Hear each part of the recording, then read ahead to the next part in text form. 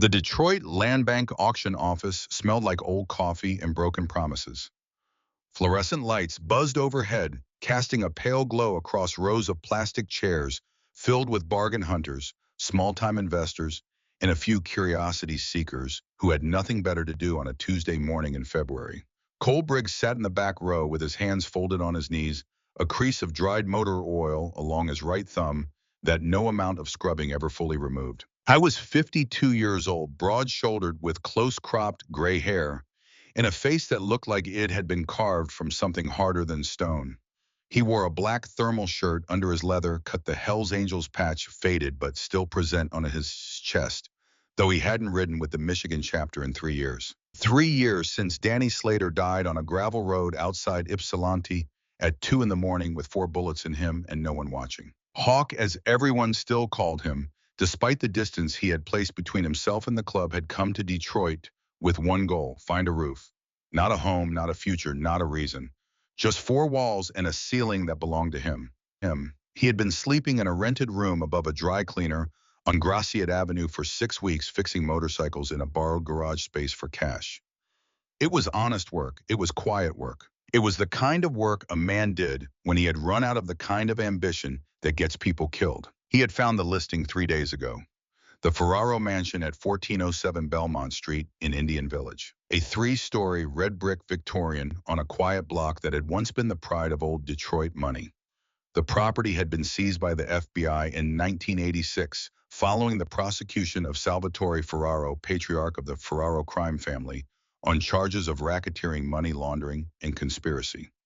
The case had consumed federal prosecutors for 4 years. It had produced 19 convictions and 1 highly publicized acquittal. Sal Ferraro himself had died in federal custody in 1991, and the mansion had been locked, listed, relisted, and ignored ever since. 38 years of dust and rumors. Starting bid $100. There was a reason no one had touched it. Malcolm Boone, the 71-year-old retired auto worker who lived next door and had lived next door since 1979, had found Hawk standing in front of the property 2 days before the auction. Malcolm had walked over with a coffee can in his hand and a look on his face like a man who had seen too much to bother with tact. "You're looking at that house like you're thinking about buying it," Malcolm said. "Thinking about it," Hawk confirmed. Malcolm took a long sip of his coffee, stared at the crumbling facade, and spoke without drama. "That house swallows people. I've seen it happen twice in my lifetime. The Sorrento family sent 2 men in there in 1989 to strip the copper. One came out, the other just didn't." He paused. "And in 2003, a developer bought it off a different auction list, came to assess the property, called his wife at 4 in the afternoon, and was never heard from again." Another sip. "The police found his car parked in the driveway for 3 weeks before they finally went in. House was empty, no sign of him. They took the car, reopened the missing persons case, and the city took the property back." Hawk had looked at the old man steadily. "You still live next door?" Malcolm held the coffee can a little tighter. "I know better than to go inside." Back in the auction rooms, the clerk worked through the list, methodically calling each property in sequence.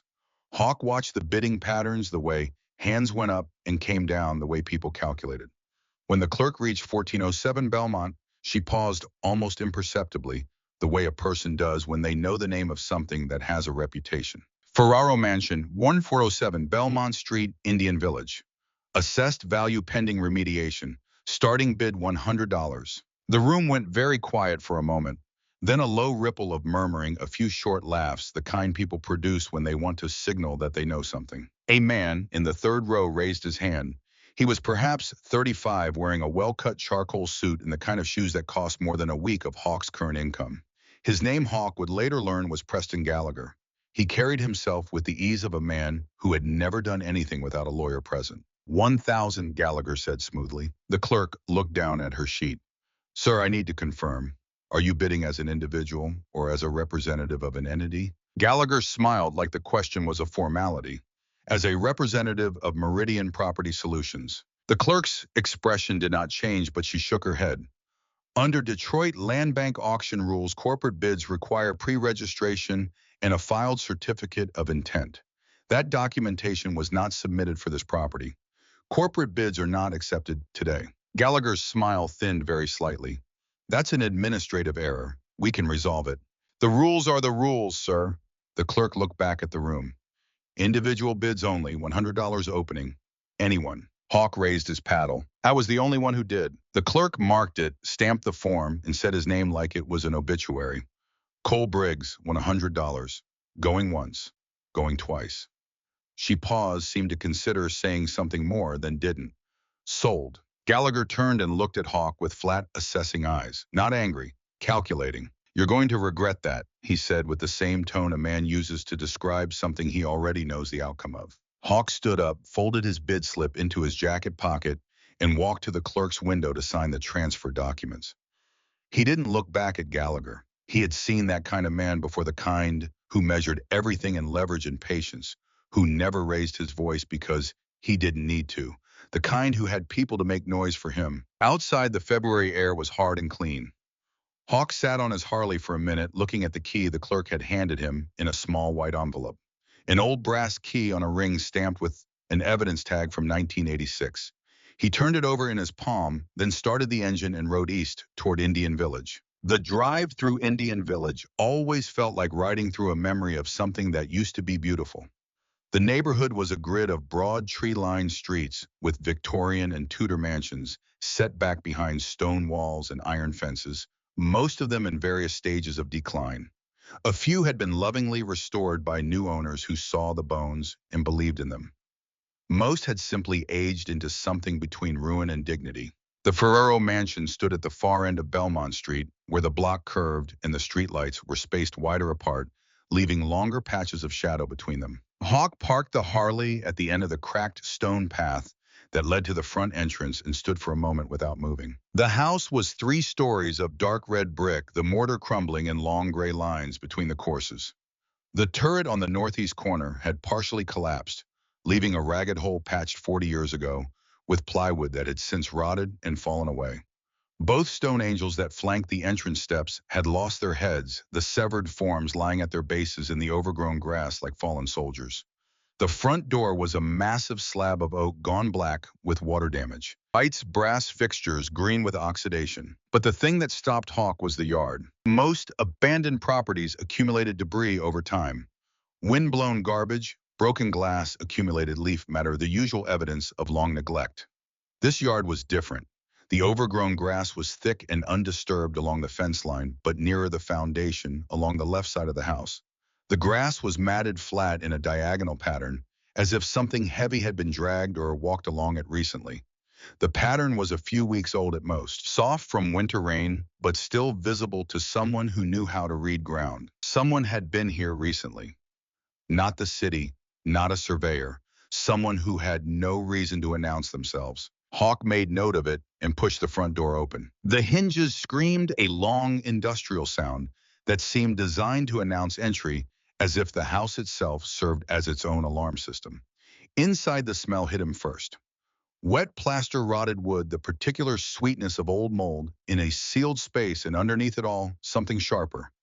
The faint mineral odor of concrete dust recent. The living room was vast. The coffered ceiling, 15 feet above, still held most of its original plasterwork, though cracks ran in every direction like a roadmap of structural stress. A crystal chandelier hung at an angle from a single remaining chain, most of its drops missing or scattered across the mosaic tile floor below.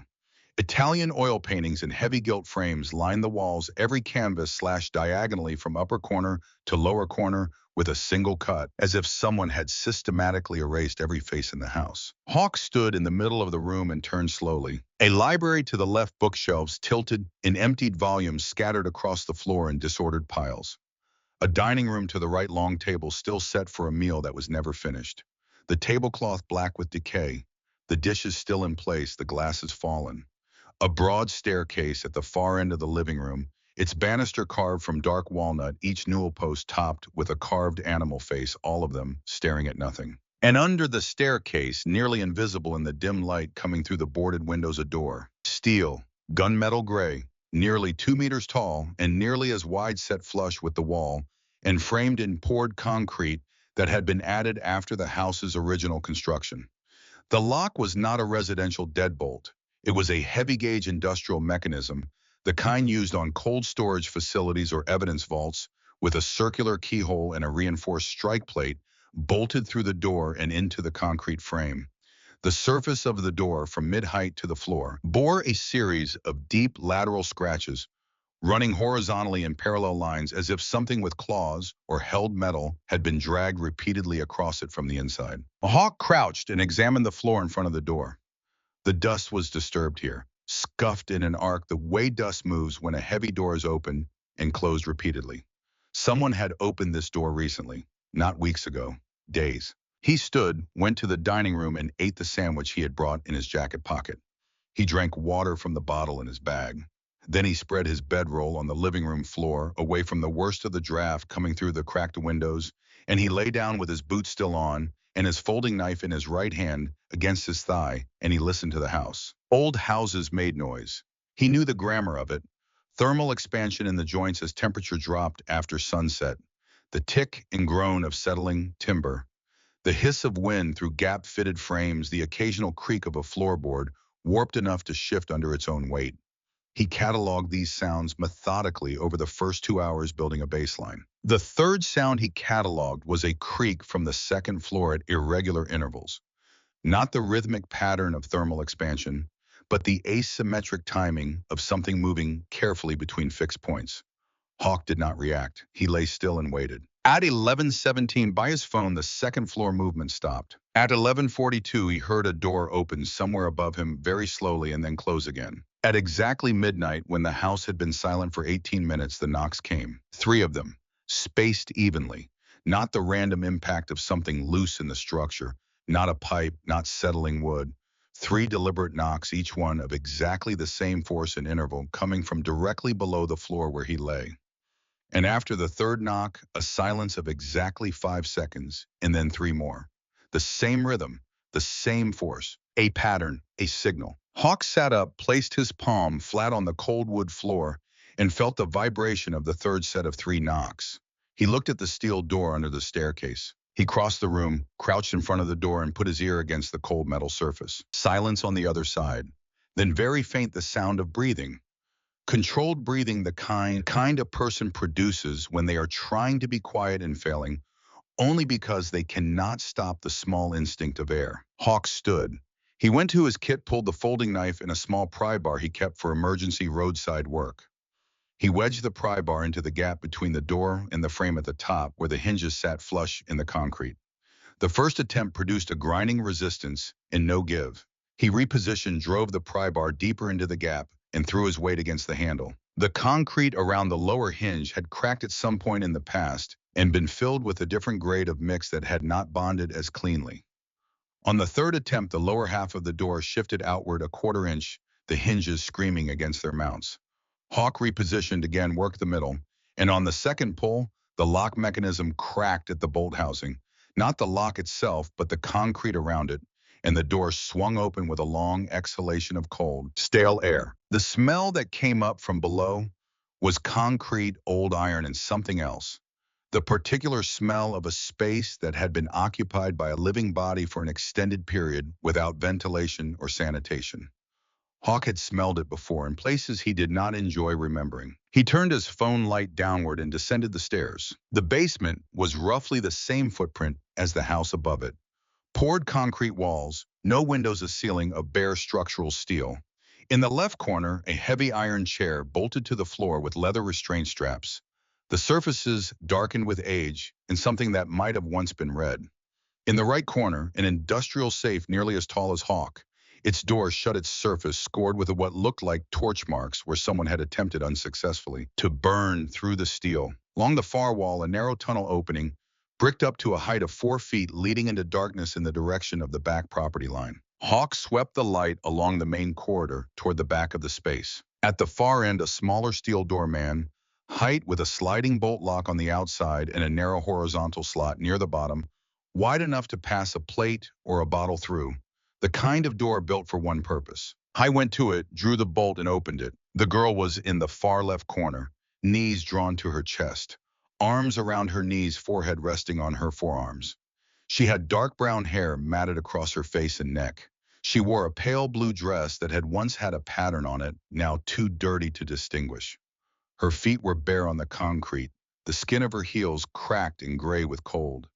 She was thin in the way that frightened him, the thinness of someone who had been here long enough for the body to begin eating itself. When the light hit her, she raised her head. Her eyes were dark brown, very wide-ringed with exhaustion. She looked at him for a full 3 seconds without moving. Then she said in a voice that was quiet and controlled, and entirely unlike a child's voice should be, "They'll be back by morning. We need to go before they come." Hawk knelt down slowly, hands open the way you approach something that has every reason to run. "I'm not with them," he said. "I bought this house. I found you." The girl studied his face with a precision that unsettled him. Not the panicked ascent of a traumatized child. Something more deliberate, more measuring. "Your boots are old," she said. "The patches on your jacket aren't new. You didn't come here for me. You just came here." She paused. "That's better." Hawk said nothing. He waited. "My name is Lily," she said. Then she uncurled from the corner and stood up, and despite the cracked heels and the matted hair and the dirt ground into her elbows, she stood straight. "I've been marking the days. 11 days. The people who put me here come every 3 days to leave water and a package of crackers. They were here 2 days ago. That means they'll come again tomorrow." She looked at him with those two old eyes. "We need to be gone before that." Hawk sat back on his heels. 9 years old, maybe. Possibly younger, but too composed to look at. She had made a tally on the concrete wall. With what he saw now was a bent nail she held in her right hand. 11 marks. She had found a nail in this room and used it to count. "Can you walk?" he asked. "Yes." "Are you hurt?" A brief pause. "I'm hungry and cold, but nothing broken." He shrugged out of his leather jacket and held it out to her. She looked at it for a moment, then put it on. It reached her knees and the sleeves hung 8 inches past her hands. She folded the cuffs back with a practical efficiency that made something in his chest tighten. He lifted her and carried her up the stairs, the weight of her in his arms frighteningly light. They were 12 feet from the front door when the world outside the house went bright. Red and blue strobes cut through the cracks in the boarded windows, flooding the living room in pulsing color. Car doors, voices, a loudspeaker crackling with a command to exit the property. Hawk stopped and listened. He counted the vehicles by the sound of doors. 3 police cruisers and 2 larger SUV engines, the heavy diesel kind, federal vehicles used. 5 units total. Someone had called them or someone had been watching. He carried Lily to the front door, set her down, and opened it. The scene outside was exactly what the sounds had told him. 3 Detroit Police Department cruisers angled across the street, officers behind doors with hands resting on holsters. 2 black Chevrolet Suburbans with federal plates, their doors already open, occupants already out and positioned. And from the lead Suburban, a woman in a dark coat with her ID raised, walking forward with the deliberate pace of someone who did not expect to be stopped. Dana Holloway, FBI Detroit Field Office. Her face was composed, eyes moving fast between Hawk and the child, cataloging and assessing in the same motion. "Set the child down and step back," she said. Her voice was professional and flat, not aggressive, controlled. Hawk set Lily down, gently kept one hand near her shoulder. "The child was locked in the basement," he said. "I found her when I broke the door open at midnight. I bought this property this morning at the land bank auction." He kept his voice even. "I have the deed transfer documents in my jacket pocket." Holloway's eyes dropped to his chest, to the faded patch on his cut. "You're Hell's Angels. Former member. 3 years inactive." He did not shift his weight. "The kid needs food, water, and medical attention. That's the first priority." Behind him, Lily did something unexpected. She stepped forward past Hawk's arm and looked directly at Holloway with an expression that was entirely too composed for a child who had been locked in a basement for 11 days. "He didn't put me there," Lily said clearly. "He found me. The men who put me there drive a black Chevy Silverado with a cracked passenger mirror and a parking permit sticker from the building at Fort and Third. There are 3 of them. The one who gives orders has a scar below his left ear. They come back tomorrow morning." The silence that followed lasted long enough that Hawk heard a tree branch somewhere down the block creak in the wind. Holloway stared at the child for a full 4 seconds. Then she looked at Hawk. He opened his hands in a gesture of quiet confirmation. Holloway took a breath, glanced at the officer nearest to her, and spoke quietly. "Get EMS on standby and call juvenile services." Then to Hawk, "I need you to come with me for a statement." You're not under arrest. Come on, but I need you to cooperate. I'll cooperate, Hawk said. Lily grabbed his forearm with both hands, the nail she had been carrying still clutched in one small fist, the leather sleeve of his jacket bunched in the other. Don't let them separate us, she said, looking up at him with absolute certainty. I'll tell them everything, but I won't talk to them alone. Hawk looked down at her. Her face was dirty and gaunt, and her eyes were steady as stone. All right, he said. They took him anyway. Standard procedure, the officer explained with the apologetic efficiency of someone following a protocol they had not written. The child was a potential victim in a federal investigation. The property was a former federal asset. The adult accompanying her was an unverified party with a criminal record attached to an MC.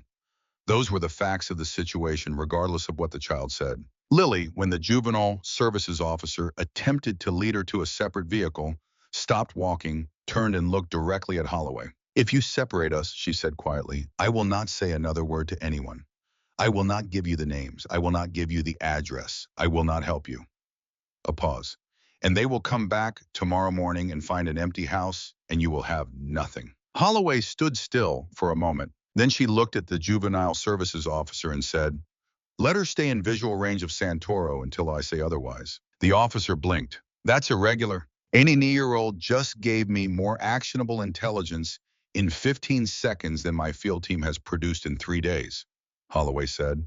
We're going to be flexible about irregular. Hawk was placed in the back of one of the Suburbans. Through the window, he could see Lily seated on the running board of the second vehicle, wrapped in a silver emergency blanket, eating from a granola bar a paramedic had handed her. She ate it in methodical bites, not gulping, not rushed, as if she had decided some time ago that panic was a waste of energy. Holloway slid into the seat across from Hawk. He handed her the land bank deed transfer documents from his jacket. She examined them, set them aside. Tell me exactly what happened from the moment you arrived at the property, she said. He told her. All of it. The disturbed grass, the sounds from above, the pattern of the knocks, the door under the stairs, the basement, the smaller door, Lily in the corner with her nail and her 11 marks. Holloway listened without interrupting. She wrote nothing down, which told him she was recording. When he finished, she was quiet for a moment. The Ferraro investigation produced 19 convictions, she said. The mansion was sealed in 1986. The Bureau has conducted 4 separate surveys of the property since then, most recently in 2019, looking for evidence related to a civil forfeiture case. She looked at him with something that was not quite suspicion, but had not quite moved past it.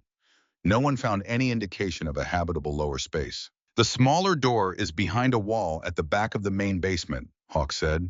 It's set in a recess that reads as a dead end unless you walk the full length of the corridor. The surveys may not have gone that far. Holloway absorbed this. How long has the girl been there? 11 days by her count. She seems reliable. A pause. She seems a great deal of things. Yeah, Hawk said, she does. Holloway looked out the window at the house for a moment. In the cold pre-dawn light, the Ferraro mansion looked like it always had, dark and patient and full of things that hadn't finished happening yet. You're free to go, she said. Temporarily. Don't leave Detroit. I'll want to speak with you again. She looked back at him. What are your intentions regarding the property? Hawk thought about this for a moment. I bought it, he said. I'm going to sleep in it. Holloway looked at him for 3 seconds longer than the question required. Then she opened the door. Outside, the February morning had gone from black to gray, the sky the color of old pewter, the wind carrying the promise of snow. Hawk walked toward the second Suburban, and Lily, seeing him coming, slid off the running board and crossed the distance between them with the silver blanket still around her shoulders. She stopped in front of him and looked up. Did they believe you? She asked. Enough, he said. For now. She nodded, considering. The man with the scar under his ear, she said. His name is Ferretti. He works for someone else. He was careful never to use that person's name in front of me. She looked at him with those measuring eyes. But he used it once on the phone when he thought I was asleep. She tilted her head slightly. Dante, he said Dante needs confirmation before next step. Hawk went still. Lily watched his face. That means something to you. It did. The Ferraro family had a grandson. Sal Ferraro's daughter had married and her son raised off the radar after the 1986 prosecution had spent 30 years rebuilding what his grandfather had lost. His name was Dante Ferraro. He was 45 years old. He had 3 arrests and 0 convictions. He had never been charged with anything more serious than a weapons violation in 2008 that had been dismissed on a technicality. He was the reason the FBI's forfeiture case in 2018 stalled. He was meticulous, patient, and by every law enforcement account, Hawk had ever heard extremely dangerous. And also, according to the one federal agent Hawk had spoken to 3 years ago, in the course of a conversation he had never expected to have had a long memory. Does it? Lily asked again. Yeah, Hawk said. She looked at him for a moment longer. Then she said something that he would think about for a long time afterward. I knew someone was going to come, she said. I made the knocks because I heard you come in. I didn't know who you were, but I knew you weren't them. The way you moved. You didn't walk like someone who owns a secret. She paused. I've gotten good at knowing the difference. The first snow of the morning began to fall thin and unhurried, settling on the cracked stone path between the Ferraro mansion and the street where the FBI vehicles sat with their engines running. Hawk looked at the house, then at the girl. We need to talk about what comes next, he said. Yes, Lily said, we do. The EMS team finished their evaluation. Lily had mild dehydration, weight loss, consistent with insufficient nutrition over 1 to 2 weeks, and bruising on her right wrist and both ankles consistent with restraint. No fractures, no internal injuries. The paramedic, a young woman with a no-nonsense manner that Lily seemed to respond to, said she needed a proper meal, warm sleep, and a physician follow-up within 48 hours. Holloway arranged temporary placement with a licensed emergency foster provider. On the east side, a woman named Carol Dixon, who had been a foster parent for 16 years and had the careful, unhurried manner of someone who had learned not to make promises, but always to show up. Lily looked at Carol Dixon the way she looked at everything, with that still measuring assessment. Then she looked at Hawk. You'll be here in the morning, she said. It was not quite a question. I'll be here, Hawk said. Lily looked at Carol Dixon again, seemed to arrive at some internal calculation, and nodded once.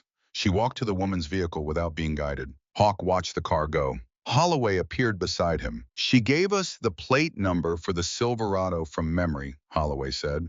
Also the model year, also the parking structure at Fort and Third, which we've already confirmed is connected to a shell company with Ferraro family ties. She looked at him sideways. She's been locked in a room for 11 days. No phone, no paper.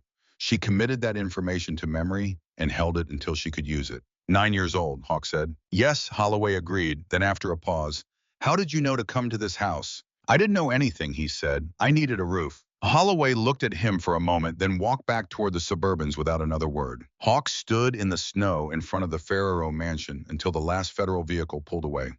Then he went back inside. He walked the ground floor in the thin morning light, retracing his path from the night before. He stood in the library looking at the tilted bookshelves and the scattered volumes, the charred corners of the books nearest the west wall. He noticed what he had not noticed in the dark. One of the bookshelves, the tallest one against the north wall, sat slightly forward of its neighbors. Not much, a quarter inch at the base, just enough for a gap between the shelf bottom and the wall behind it.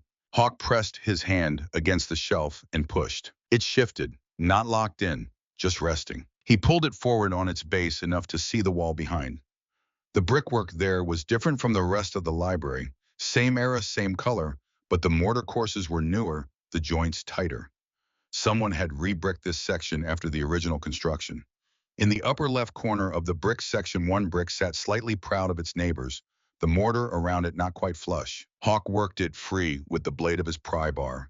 Behind it, a hollow space roughly the size of a shoebox. Inside, wrapped in oilcloth that had gone brown with age, was a leather notebook tied with a thin cord. The leather was dark with decades of handling at the edges, as if it had been carried and held many times before being placed here.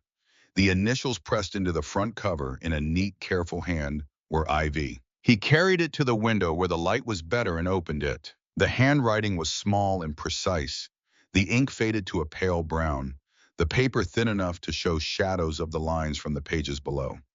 The first entry was dated September 3rd, 1984. My name is Isabella Vance. I am the youngest daughter of Salvatore Ferraro. I have kept this record because I believe someone will need it. I have begun to understand what happens in this house, and I have begun to understand that I cannot stop it alone. And I have begun to understand that if I am found to be writing this, my life is in immediate danger. But I am writing it anyway, because some things need to be witnessed, even when the witness cannot speak. Hawk sat down on the library floor. the February light falling gray and thin through the cracked window above him, and he read. Isabella's diary was not a confessional. It was an inventory. She had written it with the precision of someone who understood that emotion was not the point, that evidence was the point, that if she recorded only feelings, no one would be able to act on what she left behind. So she recorded names, dates, vehicle descriptions, the movement of people through the house, the times and durations of what she called the sessions in the basement room, the number of children she had seen enter the house through the kitchen entrance, and the number she had seen leave, and the arithmetic between those two figures that she never wrote directly but left as a gap so plain it could not be misread. The entries spanned 2 years from September 1984 to July 1986, 6 weeks before the FBI raid. In that time, Isabella had documented 19 children brought to the house by men. She named 12 of them moved again within days to destinations she could not follow. 4 she believed had been released through channels she described as arrangements she could not prove the nature of, and 3 who had simply stopped appearing in any subsequent entry. Their names followed only by a date and a blank space she left deliberately, as if refusing to fill it was a way of refusing to accept what the blank meant. On the third to last page, the handwriting changed. The letters became slightly larger, the spacing between words less, even the signs of someone writing quickly or under physical stress. There is one child remaining in the house as of this writing, a girl approximately 2 years old. Her documentation uses the name Ferraro in the designation column of my father's ledger, which means my father has decided she will not be moved. This is different from all the others. This is not a transaction. This is an intention. He means to use her as a foundation for something that cannot be undone by prosecution, by seizure, by imprisonment. A bloodline claim. A child who carries the name and can be produced when the time is right to legitimize everything that follows. I have taken her out of the house. I have placed her with a woman I trust. I have written that woman's name on a separate page in a separate location. I pray that what I have done is enough, and I pray that whoever finds this record understands that the intention of the man who built this house has not ended with his prosecution. It will survive him. It will find a way to complete itself. That child, wherever she is now, needs to be protected, not from ghosts, from the living. The last entry was dated July 19th, 1986. My father has been arrested. The house will be seized.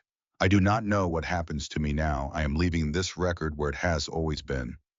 I believe the truth survives longer than the people who made it necessary. The signature at the bottom was not a name. It was a phrase written in the same careful hand as the rest of the diary, but with a deliberateness that made it read like something spoken aloud. We are not our family's crimes. Hawk closed the notebook and held it in both hands for a long time. Then he took out his phone and called Holloway. She picked up on the second ring. I found something in the house, Hawk said. You need to see it in person. Holloway arrived within 40 minutes. She came alone, no team, which told him she had thought about this on the drive over. She stood in the library doorway while Hawk walked her through the bookshelf, the bricked section, the hollow, and then handed her the notebook in its oilcloth wrapping. She read it at the library table, standing the same way Hawk had not sitting, because sitting took longer, and she was already doing the math. She set it down and looked at him. You understand what this means, she said. The child in the diary, the one Isabella removed, she would be about 40 years old now. He paused. But the description in the last entry, the bloodline claim, the intention to produce a child when the time is right. Isabella, about a 2-year-old girl. That was 1986. He looked at her steadily. Dante Ferraro is 45. He's not the child from the diary, but he's been looking for her for a long time, looking for whoever Isabella hid. Holloway's jaw tightened slightly. Lily, she said. Lily was locked in this basement for 11 days, Hawk said. Someone brought her here, someone who believed they had found the right person. He paused. Or the right child of the right person. She's 9, Holloway said, which would make her mother approximately 28 to 30 years old. He looked at the notebook, which would make her mother approximately the right age to be the child Isabella hid. The room was very quiet. Dante isn't trying to bring Lily home as family, Hawk said. He's trying to establish a legal heir to the frozen Ferraro estate, the forfeiture case from 2019. If he can produce a documented Ferraro bloodline descendant and prove the seizure violated inheritance law, he can litigate the asset freeze. He's not sentimental. He's practical. Lily is worth $47 million to him, if his lawyers can establish the claim. Holloway looked at the notebook for another moment, then looked at Hawk with an expression he could not entirely read. How do you know the figure is 47 million, she asked. Because it was in the federal forfeiture documentation that became public record when the 2019 case was filed, Hawk said.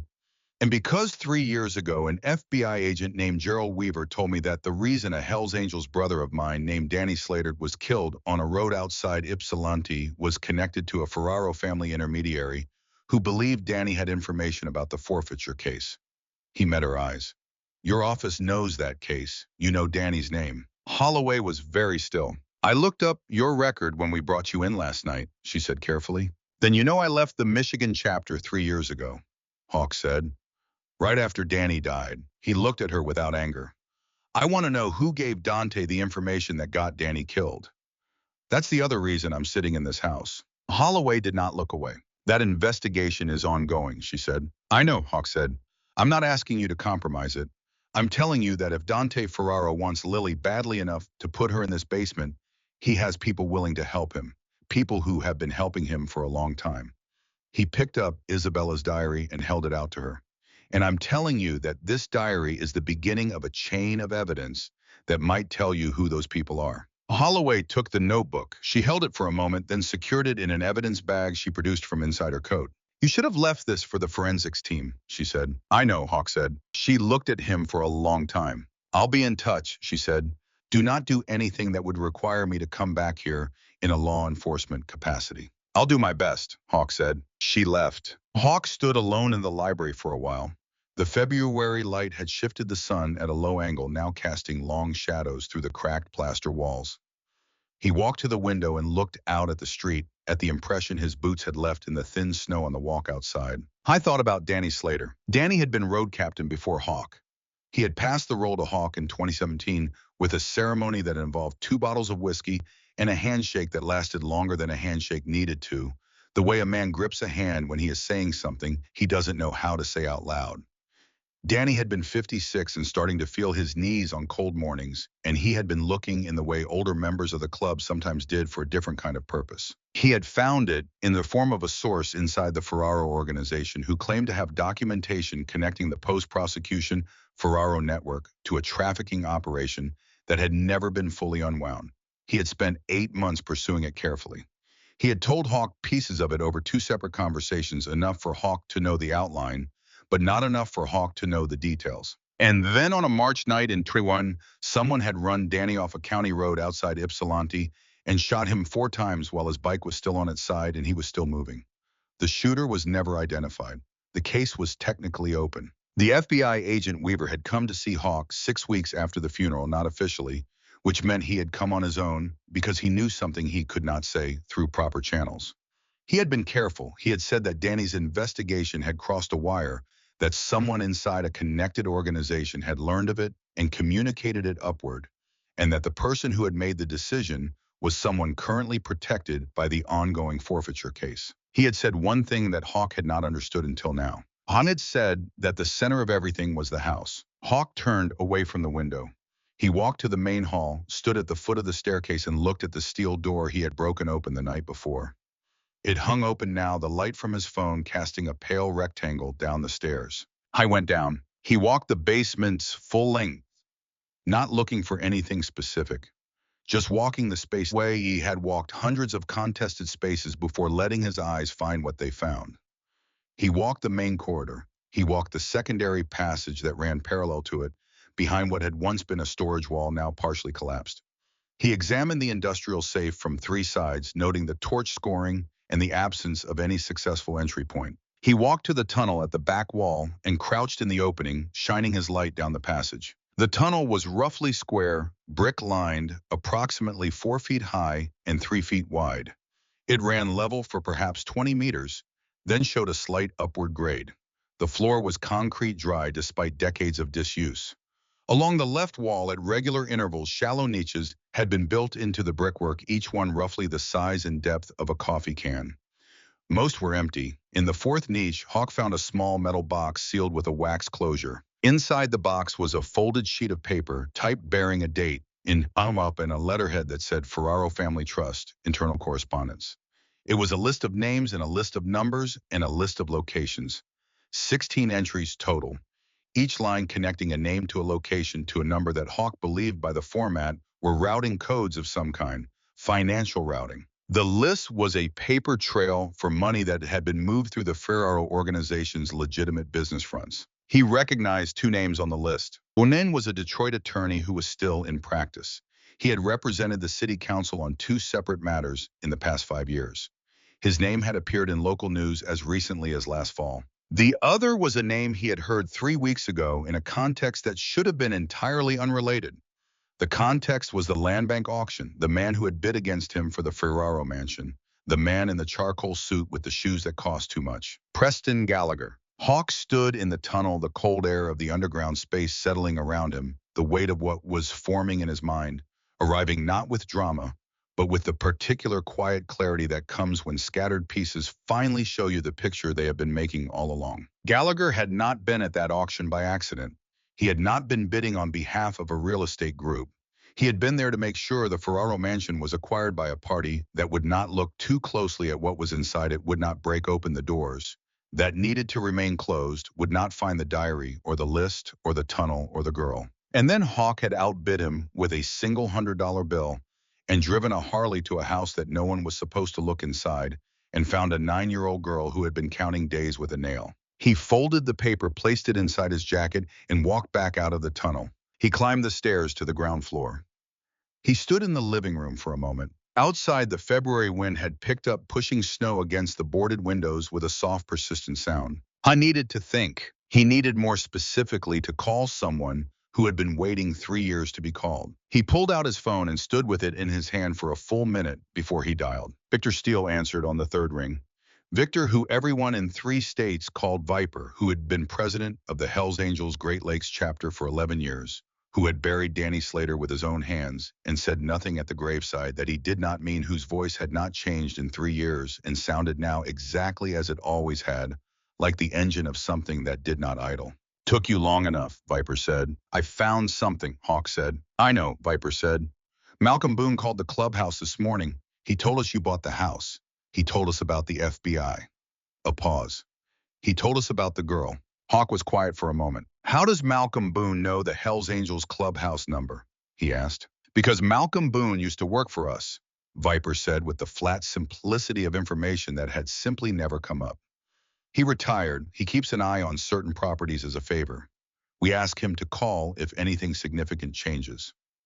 A pause. That house has been significant to us for a long time. Hawk looked at the wall of the living room. Because of Danny. Because of Danny, Viper confirmed. We know what Danny found. We've known for 2 years. We've been waiting for someone to go inside that house and find what he found. The quality of his voice shifted slightly. We didn't expect it to be you. I didn't expect it either, Hawk said. The girl, Viper said. She's safe. Temporary foster placement. FBI is involved. He paused. She's 9 years old and she has more information in her head than most federal agents I've met. He looked at the front door. But Dante Ferraro is going to come for her. He has people in the city. He had someone at the auction today, and he has someone inside the legal system. He paused again. I think he might have someone inside your chapter. The silence from Viper was long, and precisely the kind of silence that means I have been waiting for you to say that. I know, Viper said finally. Hawk closed his eyes for a moment. I need your help, he said. Not a ride, not a show. I need you to help me find out who it is. I need you to help me protect the girl. He opened his eyes. And I need you to trust me for the first time in 3 years when I tell you that what's in this house is going to end the thing that killed Danny. Viper was quiet for 4 seconds. You're still one of us, he said. You rode away, but you're still one of us. Another pause. When do you need me? Before tomorrow morning, Hawk said. They come back tomorrow.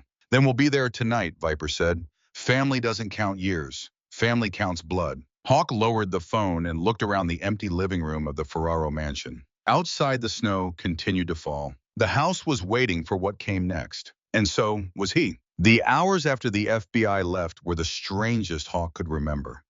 Not the strangest in the sense of the worst or the most dangerous or the most incomprehensible, but strange in the specific way of things that arrive after an extreme event and insist on being ordinary. He had found a child locked in a basement. He had been taken in for questioning. He had been released. He had come back to a house that had been searched. He had found a diary. I had called Victor Steele for the first time in 3 years, and now it was evening and the house was quiet, and the only sound was the wind and the fire he had built, and the facts of the day were settling around him the way facts did not, all at once but in sequence, each one arriving and requiring him to hold it separately before it could be absorbed alongside the others. I thought about Lily, not about her circumstances, which he had been thinking about for hours already, but about her specifically, about the particular way she had stood in the cold outside the Ferraro mansion and given the FBI the plate number and the location detail and the name Ferretti, and about the way her voice had been steady when she did it, the steadiness not of someone who was not afraid, but of someone who had decided that fear was a resource to be managed rather than an experience to be surrendered to. He had met adults who could not do that. He had met combat veterans who had lost that capacity under sustained pressure. He had never met a child who seemed to have arrived at it naturally. I thought about what she had said. I knew someone was going to come. I made the knocks because I heard you come in. I didn't know who you were, but I knew you weren't them. He turned this over in his mind for a long time. She had been locked in a room for 11 days. She had found a nail and used it to count. She had used the one working phone she could locate to record a conversation. She had held the information she gathered and delivered it to the person she decided she could trust at the moment. She decided she could trust them, which was not the moment of her rescue, not the moment of maximum vulnerability, but the moment in the cold outside the house when she had looked at his face and made a calculation. 9 years old. He fed the fire and watched the flames and thought about Danny Slater, who had been a reader, who had kept 3 shelves of books in the clubhouse room he used as an office history and biography, and the occasional novel he recommended to no one but left visible on the corner of his desk in case someone noticed. Danny had said once that the difference between people who survived hard things and people who didn't was not toughness, not strength, not experience, but the ability to keep asking the next question, to not get stuck on what had happened and keep moving toward what happened next. Lily was asking the next question constantly. She had been asking it for 11 days in a concrete room. I thought he understood for the first time in 3 years why he had come to Detroit. Not for a roof, not for quiet, not for the anonymity of a city that did not know him. He had come because the next question was here. He had not known it until he opened a door and heard a child's controlled breathing on the other side of it. But now he knew. He sat by the fire until the wood burned to coals and the room went dark and cold around him, and then he rolled out his bedroll and lay down in the dark and with his boots still on and his knife in his hand, and he slept the way he had not slept in 3 years, which was to say deeply and without dreaming of gravel roads. The night came in hard from the lake, the temperature dropping 12 degrees in 2 hours the way it did in Detroit in February. The kind of cold that made metal contract and old houses speak in low structural voices. Hawk built a fire in the living room fireplace, using wood he found stacked in the kitchen passage dry enough to catch well despite its age. He sat in front of it on the floor with his back against the wall and thought about Preston Gallagher. He had looked Gallagher up on his phone after the call with Viper. Preston Gallagher, 41 licensed Michigan attorney, a junior partner at a mid-sized firm called Reinhardt and Collum with offices on Woodward. His listed practice areas were commercial real estate and estate litigation. His firm had represented Meridian Property Solutions in 2 previous Detroit land bank acquisitions in the past 4 years, both in Indian Village, both of them former assets with complicated histories. Both Hawk noted within 3 blocks of 1407 Belmont. Gallagher had been building a perimeter, acquiring properties around the Ferraro mansion systematically, slowly, legally. The kind of patient legal encirclement that could eventually be used to argue community interest in the development of the remaining unseized asset, to create pressure on the land bank to transfer the property through a process that bypassed public auction, to establish a chain of client interest that a judge might look at and see legitimate real estate investment rather than the very careful reconstruction of a crime family's territorial claim. Danny had found this. Danny had spent 8 months chasing it, and someone had told Dante Ferraro that Danny was getting close, and Dante had made a decision. Hawk fed another piece of wood into the fire and watched the flame take it. At 9 in the evening, his phone showed a text from a number he did not recognize, which turned out to be Malcolm Boone using a different phone because his primary had stopped holding a charge in winter. 3 vehicles, end of the block parked dark. One of them been there since 6. Hawk put the phone in his pocket and went to the library window, staying back from the glass, and looked down the street. In the cone of the far street light, he could see the rear end of a dark SUV parked against the curb with its lights off. He looked for the other two, but the street curved at the far end, and he couldn't see them from this angle. They were not Ferraro's people. Or if they were behaving exactly like federal surveillance, which they likely knew would be operating in the area. I went back to the fire. At 10:47, Malcolm knocked on the front door with a particular pattern that Hawk recognized from the night's text. 3 knocks and a pause, and 2 more, a code Malcolm had apparently established for himself at some point. Hawk let him in. Malcolm came in with his coat buttoned to the collar and a covered dish he set on the library table without explanation. Under the cover was a bowl of beef stew that was still warm enough to steam. "You don't have to do that," Hawk said. "I know, but I'm gonna hide your shit in him," Malcolm said. He sat in the library's one intact chair and looked around at the room with the expression of a man visiting a place he has not been in a long time. "I've been inside this house twice in my life. Once in 1987 when the city came to do an assessment and they needed someone who knew the neighborhood to walk the perimeter with them. Once in 2003 when that developer went missing and the police asked the neighbors to confirm whether anyone had seen anything." He looked at the cracked plaster of the ceiling. "Both times I stood in this room and felt like the house was deciding something about me." Hawk ate the stew. It was good. The kind of food made by someone who had been cooking a long time and had stopped measuring anything. "The vehicles at the end of the block," Hawk said. "You know who they are?" Malcolm looked at him. "I've seen the 2 on the north end before. About 8 months ago. They sat out there for 3 days and then left." He paused. 2 weeks before the Ferraro forfeiture case got dismissed. Hawk set the bowl down. "Dismissed," he said. "July of last year," Malcolm said. "Big thing in the local paper. The legal argument was that the original seizure had been improperly executed under Fourth Amendment grounds." A judge agreed. He looked at Hawk steadily. "The dismissal meant the asset freeze on the Ferraro estate was technically suspended pending refiling." Another pause. "No one has refiled." Hawk sat with this for a moment. "The dismissal freed up the freeze," he said slowly. "But to liquidate frozen assets, you need a recognized claimant, a legal heir, someone whose claim survives the original criminal conviction." He looked at Malcolm. "That's why Dante needs Lily, not symbolism, not family feeling, legal standing.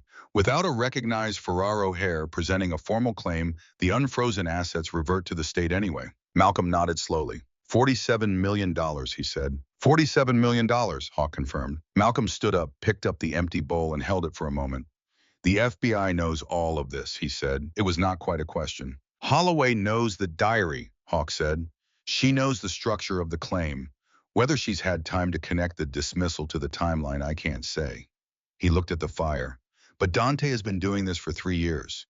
He's had time to build the legal architecture. What he's been missing is Lily." "So he found her," Malcolm said. "Someone found her," Hawk said. He thought of the list in his jacket with Preston Gallagher's name in the second column. "Someone who had reasons of their own to want this to move forward. Someone who was paid or who owed a favor or who was afraid of what refusing would cost them." He looked at Malcolm. "The same kind of someone who told Dante about Danny 3 years ago." Malcolm was quiet for a moment. "The boy was well liked," he said finally.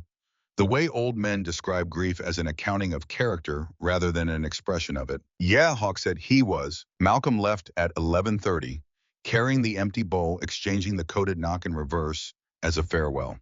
Hawk sat with the dying fire for another hour, then went through the house once more in the dark, moving from room to room without a light, orienting himself by memory, and the occasional line of snow-reflected glow from the windows. He moved everything that mattered to him into the basement safe room he had found behind the wine rack in the cellar, a space the FBI surveys had apparently missed because it was accessible only through a secondary passage that began behind a false wall panel in the pantry off the kitchen. It was the same design philosophy as the cell where Lily had been held, a space built for concealment. But where Lily's room had been built for captivity, this one had been built for witness protection. The vintage equipment inside the folding cots, the water storage, the communications board bore the unmistakable style of late 70s federal installation. Isabella's diary had mentioned it in a single line. The government people built a room for their own safety, which tells you something about what they were afraid of. At 2 in the morning, Hawk heard vehicles, not the careful, patient parking of surveillance, the purposeful sound of multiple engines approaching in formation. He went to the kitchen window and looked through the gap in the boards. 4 vehicles, a black Silverado with a cracked passenger mirror, 2 black Tahoes without visible plates, and behind them slower a Mercedes S-Class with tinted windows, the kind of vehicle that communicates a particular message about the relationship between the man inside and the people he sends ahead. 8 men came out of the first 3 vehicles. They did not knock. Hawk was already moving when the front door came open, the old oak finally giving way under a kick that would have strained the hinges of anything sturdier. He was in the back pantry passage when they entered the main hall, their footsteps loud on the mosaic floor, their voices kept low and professional. Not the sounds of men acting randomly, but of men following a sequence they had rehearsed. He heard them clear the living room, heard them move toward the library, heard one of them say in a low voice with a slight Italian cadence, the kind of accent that comes from someone who learned English second and speaks it well but not perfectly, that the subject was not in the main floor rooms and they should split to secondary. Hawk had one advantage. He knew this house and they did not. He slipped back through the pantry passage to the kitchen, through the kitchen to the side entrance, and out onto the narrow side yard between the Ferraro mansion and the property next door. The snow was deeper here, compressed against the foundation by the wind pattern off the side street. He moved along the wall to the corner, stopped at the edge, and looked around. The Mercedes was still parked in the street, engine running. The driver's window was down a few inches. Through the steam of the exhaust and the cold air, Hawk could see the pale light of a phone screen inside the passenger compartment. Dante Ferraro, if it was him, had not come inside. He was waiting. Hawk counted the men he could account for. 8 had gone in. He had seen no one posted at the rear, which was either a tactical decision based on the assumption that the tunnel was no longer usable or a significant oversight. He moved to the back corner of the house and looked at the rear yard. No posted men. The tunnel exit, obscured by 30 years of overgrowth, was invisible to anyone who did not know to look for it. I went back inside through the kitchen entrance, which the entering team had not secured from the inside, and moved through the dark ground floor, using the sounds of their search to track their positions. 2 men in the library, 2 on the stairs, 1 at the steel basement door, which they would find already broken. 1 in the dining room. 7 of 8 accounted for. The 8th appeared from the far end of the side hall, where the door from the kitchen passage opened into the main hall at the same moment Hawk was passing through it from the opposite direction. They were 4 feet apart in the dark. The man reached for his jacket. Hawk was already inside his reach, his left hand closing on the man's jacket collar, his right driving a controlled strike to the solar plexus that folded him forward without a sound, and a second strike to the back of the neck that put him on the floor. He dragged him into the pantry passage and closed the door. He moved fast now. The rest of the team would check in with the 8th man within minutes. I made it to the stairs before the man at the steel basement door heard something and turned. This one was bigger, with the squared posture of someone trained to take hits and keep moving. Hawk came from his left side, used the banister railing as a lever point to redirect his own momentum, and drove his elbow into the man's jaw with everything he had. The impact rattled his own arm up to the shoulder.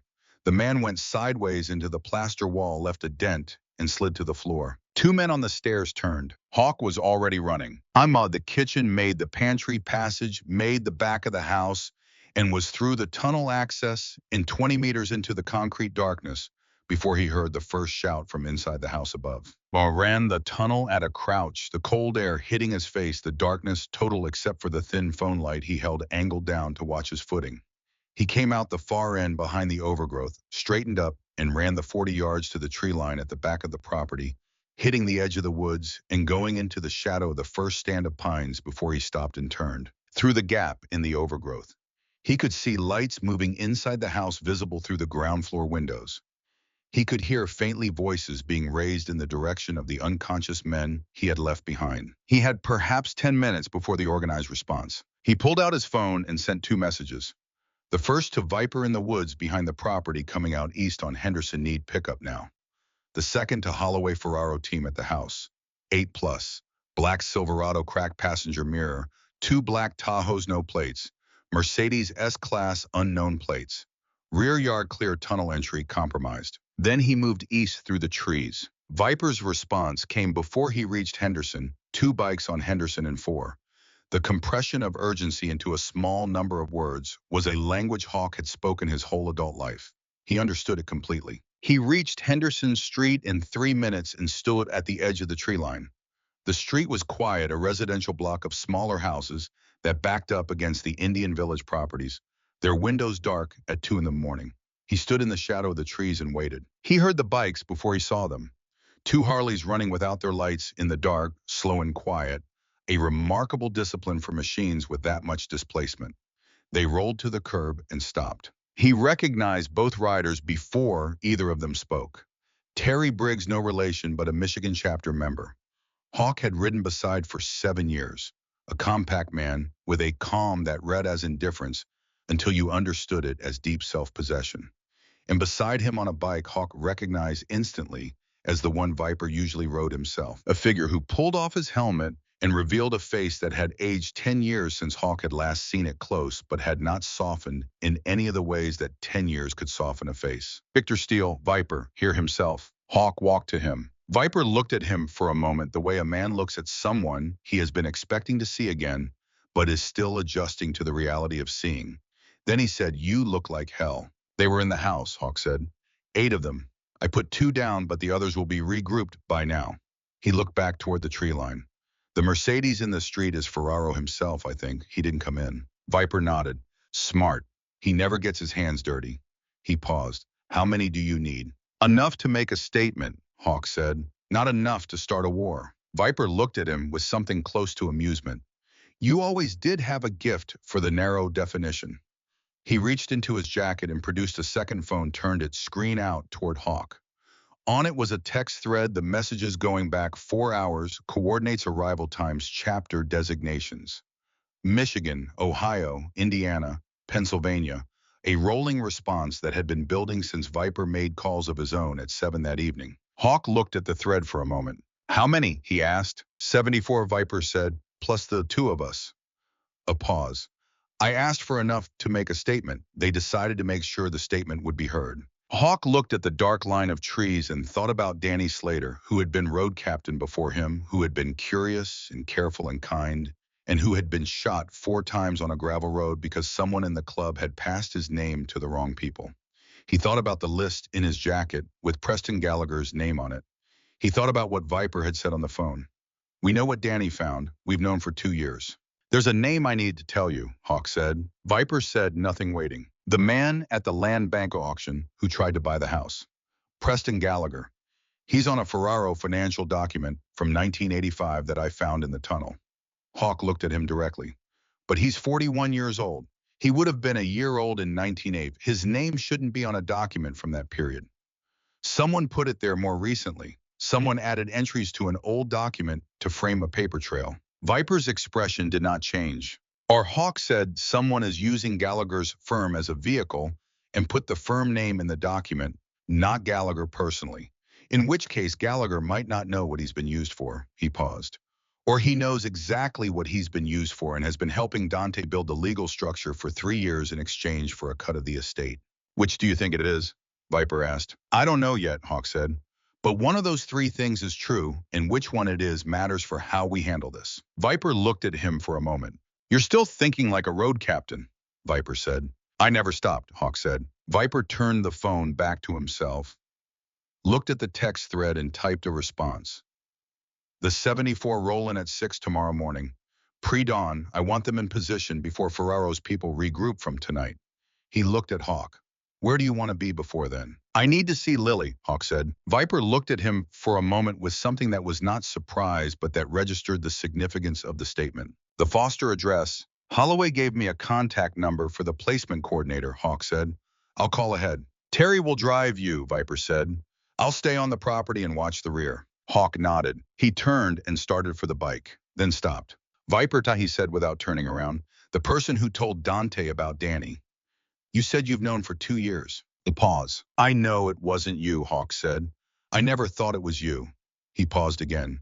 "Is he still in the chapter?" The silence that followed was 3 seconds long. "Yes," Viper said. "And you left him in," Hawk said, because you needed to know how deep it went before you moved on it. Yes, Hawk turned and looked at him. That's cold, Hawk said. Yes, Viper said. For the first time in the conversation, something showed on his face. Something that was not comfortable or proud. It was necessary, and it was cold, and I've carried it. He looked back. His name is Galvin Pierce. He's been with the chapter 6 years. He was introduced through a Michigan attorney connection that I now believe was Gallagher. He paused. I wanted the chain complete before I acted. I needed to know who was at the top of it. Dante, Hawk said. Dante Viper confirmed. Hawk exhaled slowly in the frozen air, the breath visible for a moment then gone. Tomorrow then, he said. Tomorrow, Viper agreed. Carol Dixon answered on the second ring, calm in the way that experienced foster parents learn to be calm when their phone rang in the middle of the night, which was to say not perfectly, not without a slight edge of alertness, but without panic. She put Lily on, no hesitation, which told him either that Lily had been awake or that Lily had told Carol Dixon to expect the call. You went back to the house, Lily said. Not an accusation, a statement. I needed to, Hawk said. Were they there? Yes. A pause. Are you hurt? No, he paused. I need to tell you something. Are you somewhere you can listen? I'm in the kitchen, she said. Carol made me hot chocolate. She's pretending she's not listening. He heard faintly in the background what might have been a small sound of acknowledgement from Carol Dixon. Good, Hawk said, because she should hear this too. He thought for a moment about how to say it, about what a 9-year-old needed to know and what she already knew, and how to calibrate the gap between them. He settled on what he had always settled on, the truth without ornament, the way Danny had always spoken to him. The man who had you put in that basement. His name is Dante Ferraro. He's the grandson of the man who built the house. He's not trying to take you because you're family to him. He's trying to take you because your existence gives him a legal right to claim a large sum of money that belongs to the state. You're worth $47 million to him on paper. The silence from Lily was brief. I know, she said. Hawk was quiet. My grandmother told me, Lily said. Before she died, she told me who I was and what it meant and why I needed to be careful. She said someone would come for me eventually because the money never really goes away. A pause. She said she hoped the person who came would be good.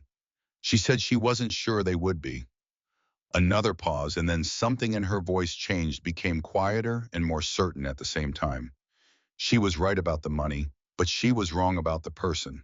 Hawk held the phone and said nothing for a moment. I found a diary, he said, written by a woman named Isabella Vance. She was your great-grandmother. She hid your grandmother from the family to protect her. He paused. She knew what the family was. She decided it stopped with her. The silence was longer this time. Is that true? Lily asked, very quietly. It's in her own words, Hawk said. It's in her handwriting. I held it. Another silence. I want to read it, Lily said. I know, he said. You will. He paused. Lily, tomorrow morning there are going to be a lot of bikers at that house, my people. They're coming to make sure Dante can't reach you. After that, the FBI will move on Dante and on the people who've been helping him. It's going to be loud and visible, and then it's going to be over. He paused. But I need to ask you something first. Okay, she said. The names you gave Holloway, the man with the scar, Ferretti. Was there anything else you held back? Anything you heard or saw that you haven't told anyone yet?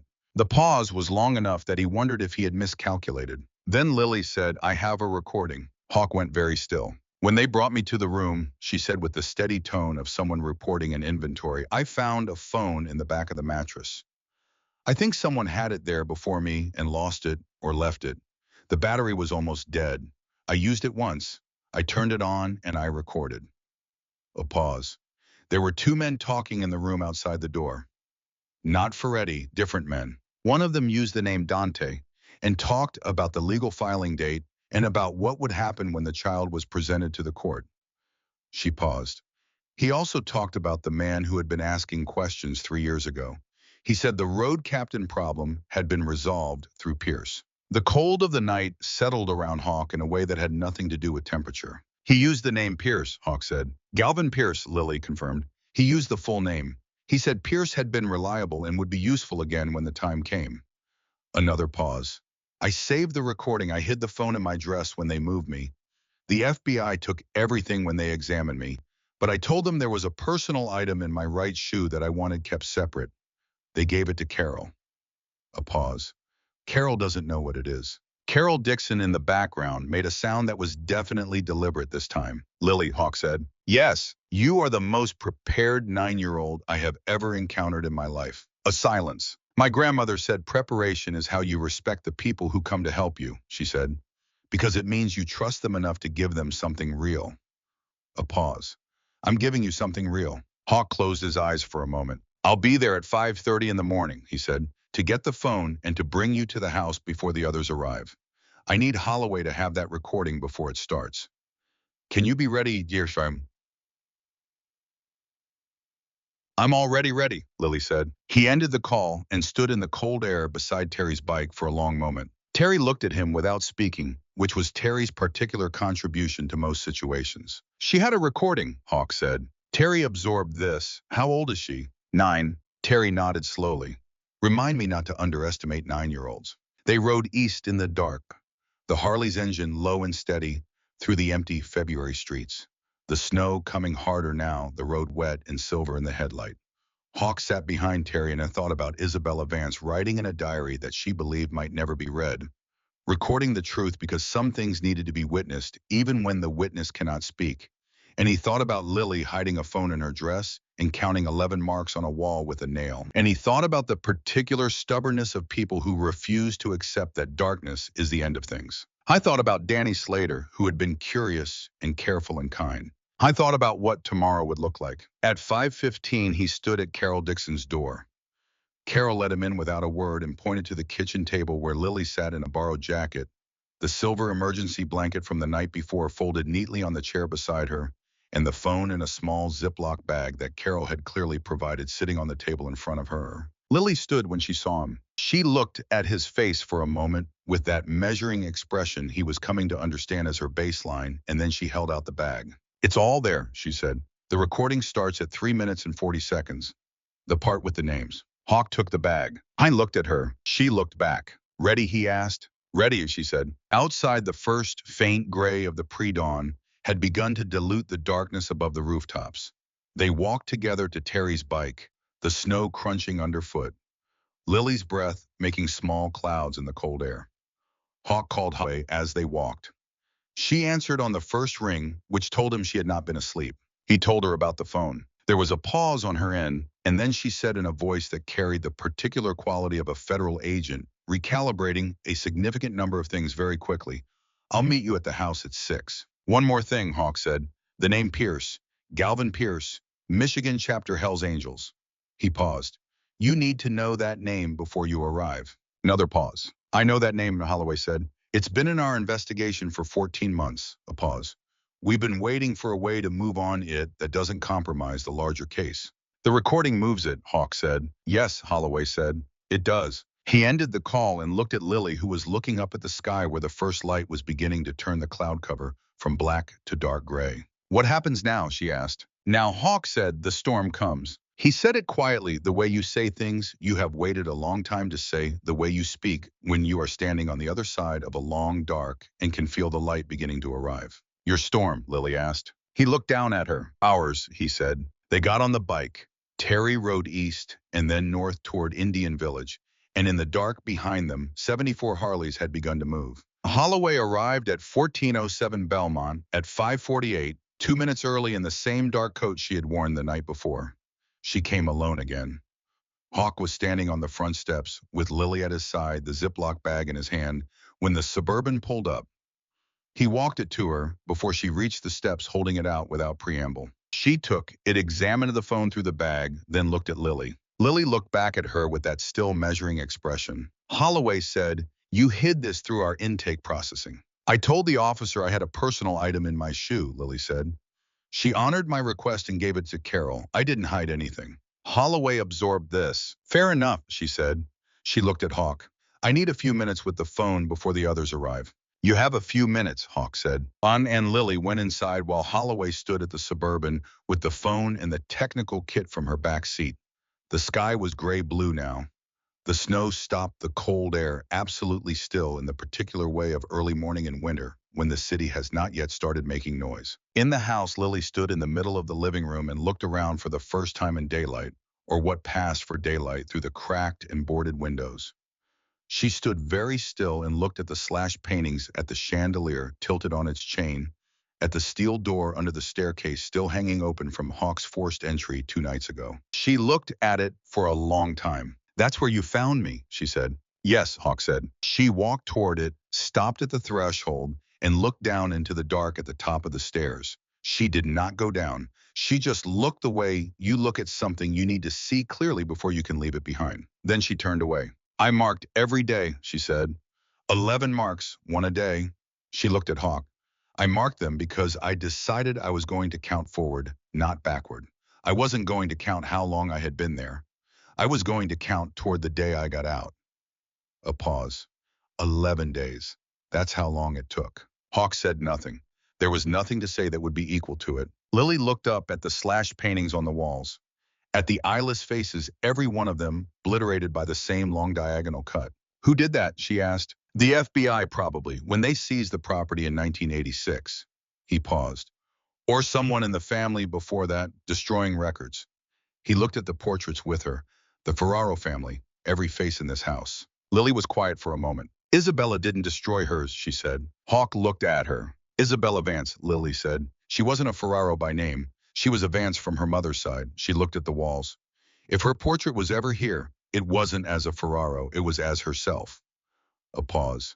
"I'd like to think she took it when she left." Hawk thought about the diary, about the last entry, about "I believe the truth survives longer than the people who made it necessary." "I think she did," he said. Outside at 6:03, the first engine sound arrived.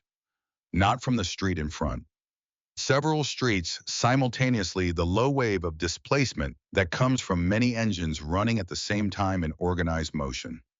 It grew steadily, and Lily's head turned toward the sound, and Hawk watched her face change as the volume built, as the individual engine sounds became first identifiable as distinct and then merged into a single wall of controlled thunder. He walked to the front door and opened it. The first formation came from Jefferson Avenue, 30 bikes running in pairs, lights on the exhaust visible in the cold air.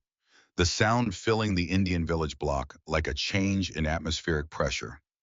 Behind them, from the cross street to the north, another 20 bikes turned and fell in. From the east end of Belmont itself, where Malcolm Boone had been watching for vehicles the night before, 12 more emerged from the pre-dawn gray, forming a line that stretched half the block's length before the last one stopped. And from the south, past the old Episcopal church on the corner, the last formation arrived, 14 bikes riding single file, and at their head, not on the same bike as last night, but on the chapter's ceremonial road king. A chrome and black machine that Hawk knew had been ridden by every Michigan chapter president going back 30 years, rode Victor Steele. 24 bikes total, plus Viper, plus Terry. They filled Belmont Street from the front of the Ferraro mansion to the intersection, a solid formation of dark leather and chrome and exhaust in the cold air.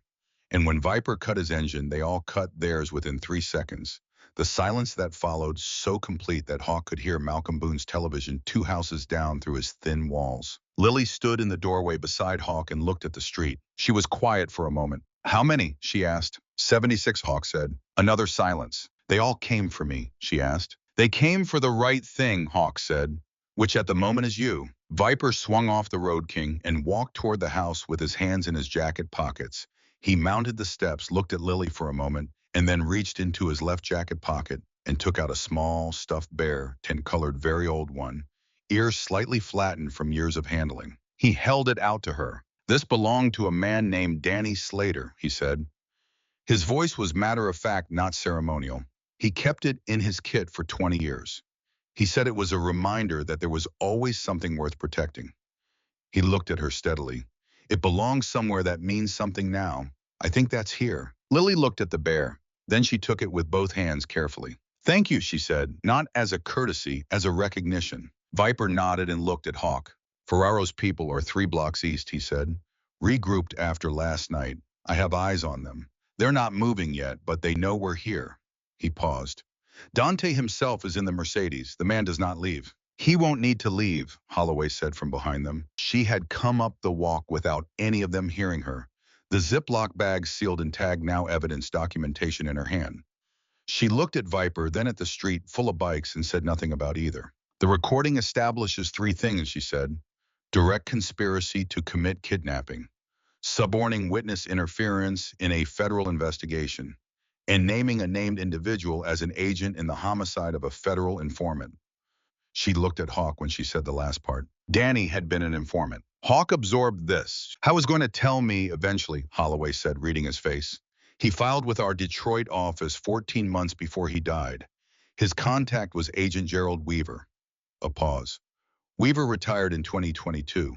He came to see you 6 weeks after Slater's death." "I know," Hawk said. "Weaver believed that you deserved to know the connection," she said. "He wasn't wrong." She looked at the phone in the evidence bag. "The recording gives us Galvin Pierce by name. It gives us a direct link from Pierce to Slater's death. It gives us Dante Ferraro authorizing both the kidnapping and the homicide reference in the same conversation." She paused. "It's enough." "Enough to move now?" Hawk asked. "Yes," she said. Viper looked down the street. "Ferraro moves before you get there, it becomes a ground pursuit." "He won't move," Hawk said. Both of them looked at him. "He's waited 3 years," Hawk said. "He waited through the forfeiture dismissal, through finding Lily, through the 11 days in the basement. He's patient. He thinks he has leverage." He paused. "He came here himself last night instead of sending only his people. He's invested in seeing this through personally." He looked at Holloway. "He'll wait for someone to come to him. He'll expect to negotiate." Holloway was quiet for a moment. "You want to be the one to bring the warrant," she said. It was not quite a question. "I want to be there when you deliver it," Hawk said. "That's different." She looked at him. "Why?" Hawk thought about Danny on a gravel road outside Ypsilanti, about a folding knife under his pillow, about a $100 bill and a deed transfer document and a brass key on an evidence tag from 1986, about 11 marks on a concrete wall. "Because I was the one who opened the door," he said simply. Holloway thought for a moment, then nodded. She went back to her vehicle and made calls. The response took 11 minutes. When she returned, she had a federal warrant in her hand and 4 additional agents from the Detroit field office falling in behind her. Viper looked at Hawk. Hawk looked at the street full of bikes, at 76 men who had ridden through the night because a brother had asked them to, at Malcolm Boone's window, where the old man had finally opened the curtains and was watching with an expression that took Hawk a long moment to interpret. Really, after 38 years, something was finally finishing. He turned to Lily. She was holding Danny's bear in both hands, looking at him with those dark, steady eyes. "Stay with Viper," Hawk said. "I'll be back in 20 minutes. Lily looked at him. "I know," she said. "You always come back." He walked down the steps and into the street, and the 76 bikers parted to let him through, and Holloway fell in beside him, and together they walked 3 blocks east through the still February morning, toward a black Mercedes that was idling at the curb with its engine running, and a man inside who had spent 3 years and a great deal of patience and a significant amount of cruelty trying to reclaim something that was never truly his. The morning had not yet reached full light. The sky was the color of old silver, the buildings dark against it, the street empty except for the sound of their footsteps and the distant idle of the Mercedes. Behind them, 76 engines started in sequence and idled low, a sound like the ground itself breathing. Dante Ferraro would hear them coming. That was the point. The Mercedes was a 21EA S580 yearly dark charcoal, the kind of vehicle that communicated control through restraint, through the absence of anything flashy. Dante Ferraro had apparently understood at some point in his education in how criminal power presented itself, that the old signifiers of mob wealth, the white Cadillacs and the gold watches and the open demonstrations of money, were an advertisement for law enforcement attention. He had built himself instead into a man who moved quietly, who dressed well without spectacle, who owned things in other people's names and operated through intermediaries who did not know each other. I was 45 years old, and Hawk, seeing him for the first time through the Mercedes window, found him younger looking than he had expected. A lean face, dark eyes, the kind of composed stillness that came from a lifetime of managing risk. He looked like a professor of something exacting, corporate law or structural engineering, the kind of man whose intelligence was visible but not warm. He looked at Hawk and Holloway approaching, and he did not move. Holloway went to the driver's window and held the warrant against the glass. The window came down an inch. "Dante Ferraro," Holloway said. "FBI Detroit, you're under arrest. I'm going to ask you to step out of the vehicle." Dante looked at the warrant, looked at Holloway, looked at Hawk. His gaze on Hawk was particular, as the way a man looks at someone who has disrupted a plan that took years to build. Not with rage, because rage was inefficient, but with the particular assessment of someone recalculating from scratch. The property was legally acquired at public auction, Dante said. His voice was exactly as Hawk had expected. Modulated careful, the voice of someone who had been coached on what to say when this moment came. My interest in the Ferraro estate is protected under inheritance law, specifically under the pending civil action regarding the 1986 seizure. Any attempt to... Uh,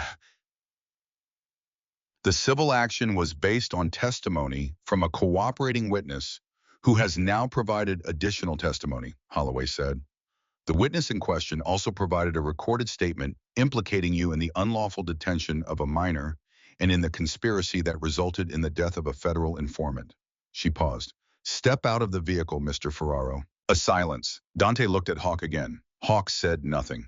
He stood with his hands in his jacket pockets in the cold February morning and looked back, and the look he returned was not triumphant and not vengeful. It was simply the look of someone who has arrived at the end of a long walk and found the thing they were looking for. Dante got out of the vehicle. His two security men from the front seats moved simultaneously, and Holloway's four agents moved faster, and there was a brief wordless compression of bodies and raised voices. And then the security men were on the hood with their hands secured, and Dante was standing in the street with his wrists behind him and the cuffs going on with the particular metallic click that ends certain kinds of stories. The bikers on Belmont had moved forward by this point, not aggressively, not rushed, simply present, the formation spreading to fill the east side of the block, the engines low and steady, the collective mass of them, a fact in the landscape that Dante Ferraro looked at once and then looked away from. Preston Gallagher was arrested 23 minutes later at his apartment on West Canfield, where an FBI team found him awake and dressed and apparently expecting the knock, which told Holloway something about his level of involvement and his level of resignation to its consequences. He waived his right to silence immediately and said before any question was asked that he wanted to cooperate, which was Holloway would later tell Hawk. Typically what happened when the smallest fish in a complicated arrangement understood how much colder the water was going to get. Galvin Pierce was found at the chapter clubhouse on East 7 Mile, which was where Viper had expected to find him, having kept him in sight through the night, using two members Pierce did not know were watching. Pierce was escorted out of the clubhouse by Viper personally in a moment that Hawk was not present for and did not ask about, and delivered to Holloway's team at the precinct. What was said between Viper and Pierce in the parking lot before federal custody, no one but those two men would ever know. By 9:30 in the morning, the February sun had risen fully, the snow on Belmont Street bright and clean in the direct light, and Hawk stood on the steps of the Ferraro mansion with his coffee in one hand and Lily seated on the step below him, the stuffed bear in her lap, watching the last of the FBI vehicles finish up their processing tasks at the end of the block. Malcolm Boone came out of his house with his own coffee and stood at the fence line looking at the row of parked Harleys that still lined the street, their riders standing in small groups or sitting on their bikes, talking in the low, unhurried way of people who had done what they came to do and were now simply being present together. Malcolm looked at Hawk. I've lived next to that house for 45 years, he said. I know, Hawk said. I always knew something was in there, Malcolm said. Something unfinished. He looked at the house, at its cracked brick and its eyeless stone angels and its blackened oak door standing open in the February light. I think it's finished now. Hawk thought about Isabella Vance writing in the dark in careful handwriting, trusting that the truth would survive longer than the people who made it necessary. I thought about Lily counting 11 marks. I thought about Danny Slater, who had been curious and careful and kind, and who had started this chain of consequential events with 8 months of patient inquiry and the decision to tell the truth to someone who could use it. I thought about a brass key on an evidence tag from 1986 and $100 and what a man could find when he was only looking for a roof. Yeah, Hawk said. I think it is. Lily looked up at him. What happens now? She asked. She had asked him this before, the same words, and he had given her a different kind of answer each time. But this time the answer was one he had not expected to have, one that had arrived in the night somewhere between the tunnel and the woods, in the cold ride east, in the 5:30 morning, in the moment she had held out the phone in the Ziploc bag and said, I'm giving you something real. Now, he said, we figure out what this place becomes. Lily looked at the house. She was quiet for a moment. Something better than what it was, she said. Yeah, Hawk said. Exactly that. The February sun came over the rooftop of the house across the street and reached the steps where they sat, and for a moment the warmth of it was something you could actually feel, thin and early, and not enough to melt anything but real. Hawk finished his coffee. Behind them, the Ferraro mansion waited patient, as it had always been full now, of the particular kind of silence that follows when something long-trapped has finally been released. The next chapter was beginning. It was going to look entirely different from everything that had come before. Viper sat on the steps for a long time after the last of the FBI vehicles left. He held his helmet in both hands and looked at the street, at the tire marks in the slush, from the 76 bikes, at the indentations in the snow along the curb where the formation had stood for 2 hours without moving. He looked like a man doing an accounting. Hawk sat beside him. They had not spoken privately since Hawk had left the chapter 3 years ago. Not a falling out, not an argument, not a formal separation. Just the gradual withdrawal of a man who needed distance from everything that reminded him of what he had lost. Viper had not pushed. He was not a man who pushed. He understood the difference between giving someone space and abandoning them. And he had communicated that understanding through the particular silence of a man who leaves a door open without saying so. Now Hawk sat beside him on the steps of the Ferraro mansion in the February morning, and neither of them said anything for a while. Then Viper said, "Danny would have come to this house eventually." Hawk looked at him. "He knew the property was significant," Viper said. "He had the address in his notes when he died. We found it when we went through his things." He paused. He had a theory about the missing child from the Isabella Vance diary, although he didn't know about the diary itself. He had found the same financial records by a different path through the Gallagher firm's property filings. He looked at the house. He was getting very close. Hawk held this information. "He would have found Lily," he said. "Yes," Viper said. "Or someone like her. The child Isabella hid, or her descendant." He paused. He was careful, Danny. He moved slowly and he verified everything twice.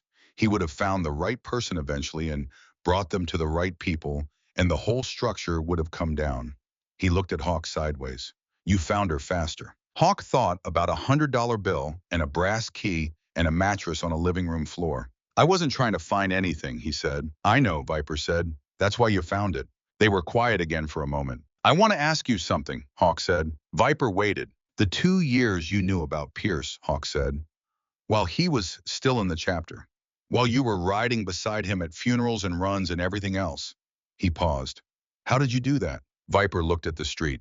"The same way Danny moved slowly and verified everything twice," he said. "I put the case before the feeling. I told myself I owed it to Danny to not move until I could move all the way." He paused. "Some nights that was harder than others." He looked at his helmet. "I'm glad it's done." Hawk nodded. They sat in the February sun until the cold drove them inside, and then they sat in the library by the fire Hawk rebuilt from the kitchen wood, and they drank coffee from the camping kit and talked about people and roads and the particular geography of years, and the house held them both with the quiet patience of a place that had been waiting a long time for something other than darkness to sit inside it. The snow came back that afternoon, heavier this time, the real February kind that was going to stay.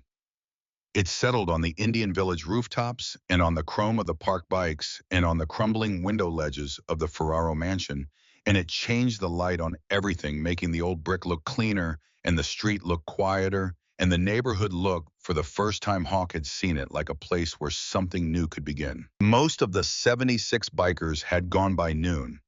Not the way they had arrived, not in formation, not with the compressed thunder of organized movement, but in ones and twos, the way people leave when there is nothing left to do and no reason to hurry. They had ridden in because a brother asked them to. They left because the thing was done. That was the complete logic of it. 8 stayed. No one had asked them to. Viper had not appointed them. They had simply not gotten on their bikes, had drifted from the street to the yard to the steps, and were still there at 3 in the afternoon when Holloway came back to speak with Hawk about the formal status of the arrests and the property. The 8 men who stayed were Michigan chaptermen Hawk had ridden beside before he left. They had not said anything to him about the 3 years, had not made anything of his return, had simply been present in the way that the closest kind of familiarity makes possible.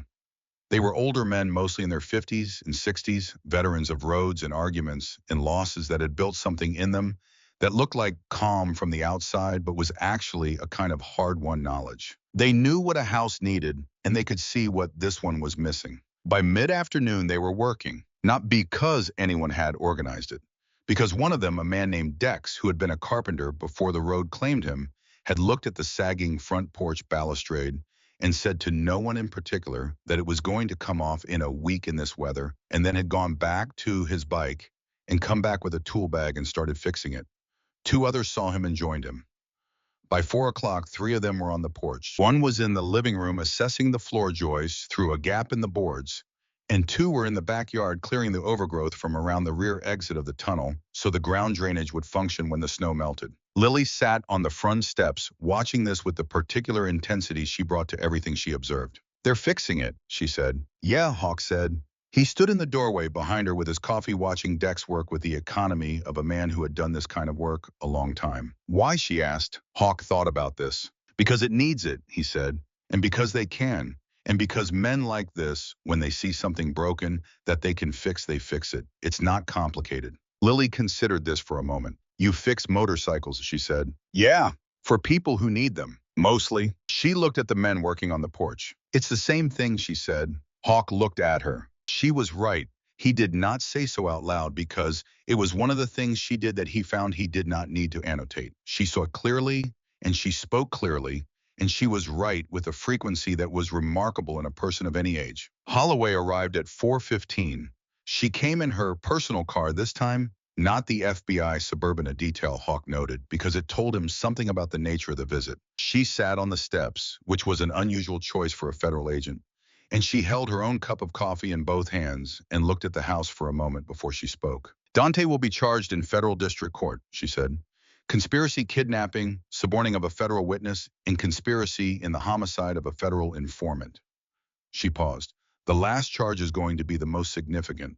The recording plus the internal Ferraro documents from the tunnel, plus Gallagher's cooperation, gives us a chain that will be very difficult to break." She looked at Hawk. "Gallagher is cooperating fully. He was not, as it turns out, a willing participant. And I was an attorney who had been doing legitimate work for a shell company for 3 years before he understood what the shell company was. When he understood, he was told that ceasing to cooperate would have personal consequences." She paused. "He was afraid. He made choices based on fear. He'll face charges, but they'll be reduced in exchange for his testimony." Hawk absorbed this. "Pierce," he said. Holloway was quiet for a moment. "Galvin Pierce has been formally charged with conspiracy in the homicide of Daniel Slater," she said. "The recording provides the link. He'll be in federal custody for the foreseeable future." She looked at her coffee. "I know what that means to you." Hawk said nothing. "It won't bring him back," Holloway said. "No," Hawk said. "But it means he's accounted for," she said. "What happened to Danny Slater is accounted for."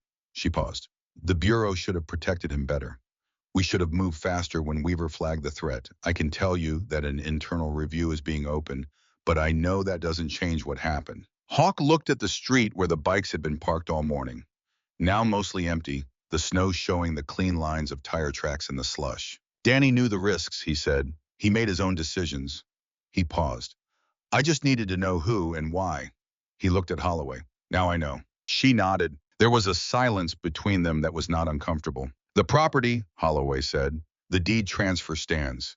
It's yours. The Ferraro estate claim has been formally rejected by the civil court, pending the new criminal charges which effectively suspends the inheritance litigation indefinitely." She paused. "The frozen assets remain with the state. Lily has no legal claim to them and no standing to make one, which is in this case a protection rather than a deprivation." She looked at Lily, who was listening with her usual unembellished attention. "You're not a legal instrument, Lily. You're a child. The law in this case is on your side." Lily looked at her. "I know," she said. "I didn't want the money. I wanted it not to be the reason someone kept trying to get me." Holloway looked at her for a moment. "I understand that," she said quietly. She stood, finished her coffee, and looked at Hawk. "There's a formal guardian petition process," she said. "Given that you've been identified by the child as her primary secure attachment, the state will likely support a temporary guardian designation for you pending a full assessment." She paused. "I'm not the right person to advise you on that process, but I can tell you that Carol Dixon is one of the best foster placement coordinators in the state, and she's already filed a supportive statement." She looked at Lily. "The assessment will take time. Do the work. Show up for every appointment. Let the system do what it does slowly and carefully, and it will get to the right place. She left. Hawk sat down on the step beside Lily. They were both quiet for a while. Do you want to stay here? Lily asked finally. In this house? Hawk looked at the house, at the cracked brick and the broken angels and the massive dark wood door standing open in the cold air. The interior visible now in the late afternoon light, the mosaic floor, and the tilted chandelier in the library doorway where the bookshelf had been moved and not replaced. I thought about what Malcolm had said.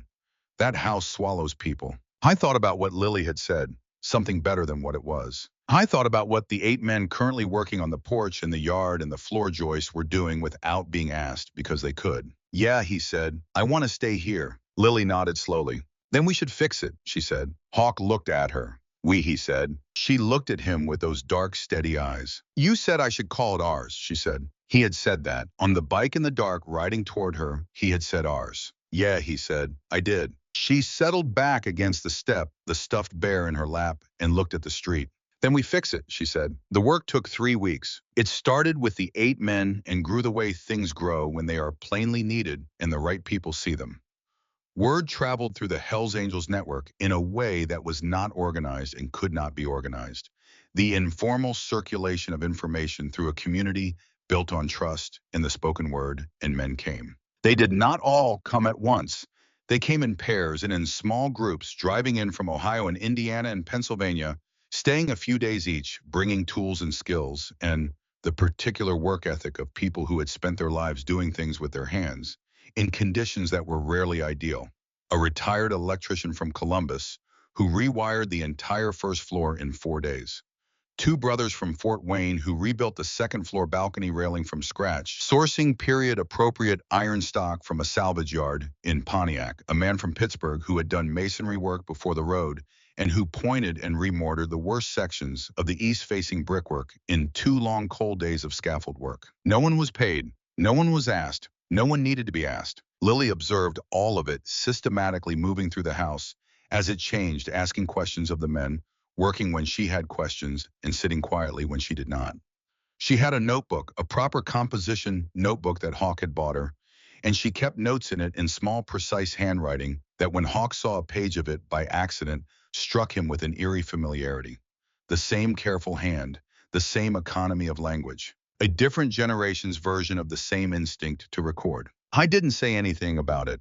Some resemblances are better held quietly. On the 7th day, a woman arrived from the state's Department of Health and Human Services, a caseworker named Sheila Hendricks, who wore sensible shoes and asked very direct questions and spent 4 hours at the property, observing and interviewing and reviewing the documentation Hawk had accumulated. She was neither warm nor cold, which Hawk appreciated.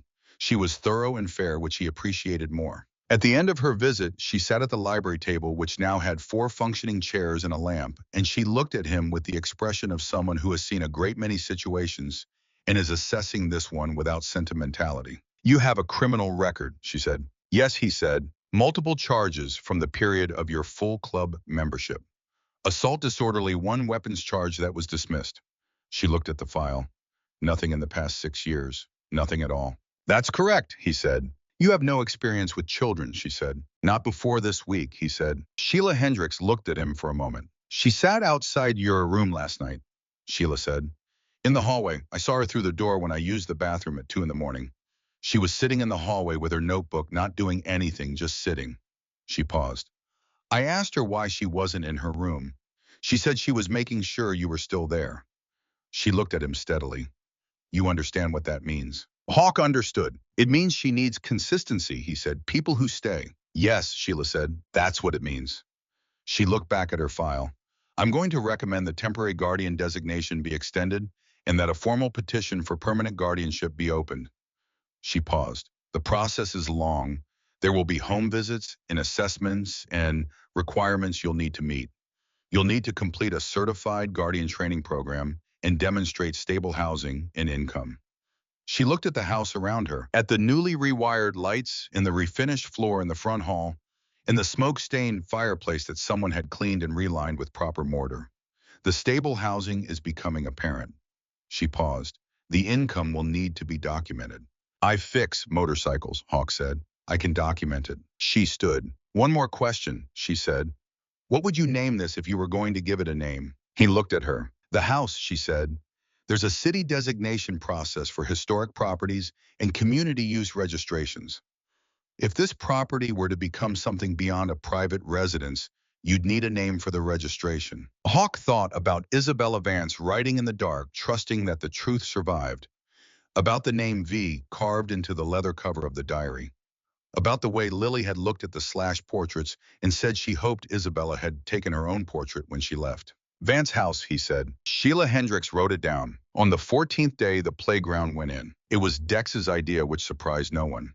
He had seen the backyard, assessed the cleared ground left by the tunnel exit work, and said simply that a space like this needed something growing in it that wasn't weeds. Two other men drove up from Detroit's eastern side with a truck bed full of reclaimed lumber hardware and a set of swing hardware, new in the package. By evening of the same day, there were two swings, a small climbing structure, and a sandbox, built to a standard that Hawk thought would outlast the house itself. Lily stood at the back door and looked at it for a long time. I've never had a swing set, she said. You have one now, Hawk said. She went out and sat in the left swing and pushed herself gently back and forth for 10 minutes without speaking, and Hawk stood at the back door and watched, and the February cold was still there, but the light on her face was warmer than the temperature should have allowed, for which he thought had something to do with relief and with the particular quality of things that arrive at exactly the moment they become necessary. On the 21st day, Malcolm Boone came through the front gate at 9 in the morning with a ceramic pot full of tulip bulbs and a hand spade. He looked at the front yard, which was still scraggly grass and old snowmelt, and he looked at the foundation line, and he made a series of decisions without consulting anyone. And he spent 2 hours on his knees in the cold planting bulbs along the entire front of the house in a pattern that he said would be invisible until April and then would be unmistakable. When he was done, he came inside and accepted the coffee Hawk gave him and looked around the first floor with its new light and its refinished floors and its straight-hung curtains in the windows and its smell of plaster and fresh paint and wood smoke from the fire. He said nothing for a while. Then he said, my wife lived in this neighborhood for 30 years and never stopped being afraid of what was in this house. She died in 2015. He held his coffee cup. I'd like her to have known it was going to be this. Hawk said nothing. There was nothing to say that would add to it. Malcolm finished his coffee and went home. On the morning of the 22nd day, Hawk drove Lily to Jefferson Elementary School, 4 blocks north on Mack Avenue.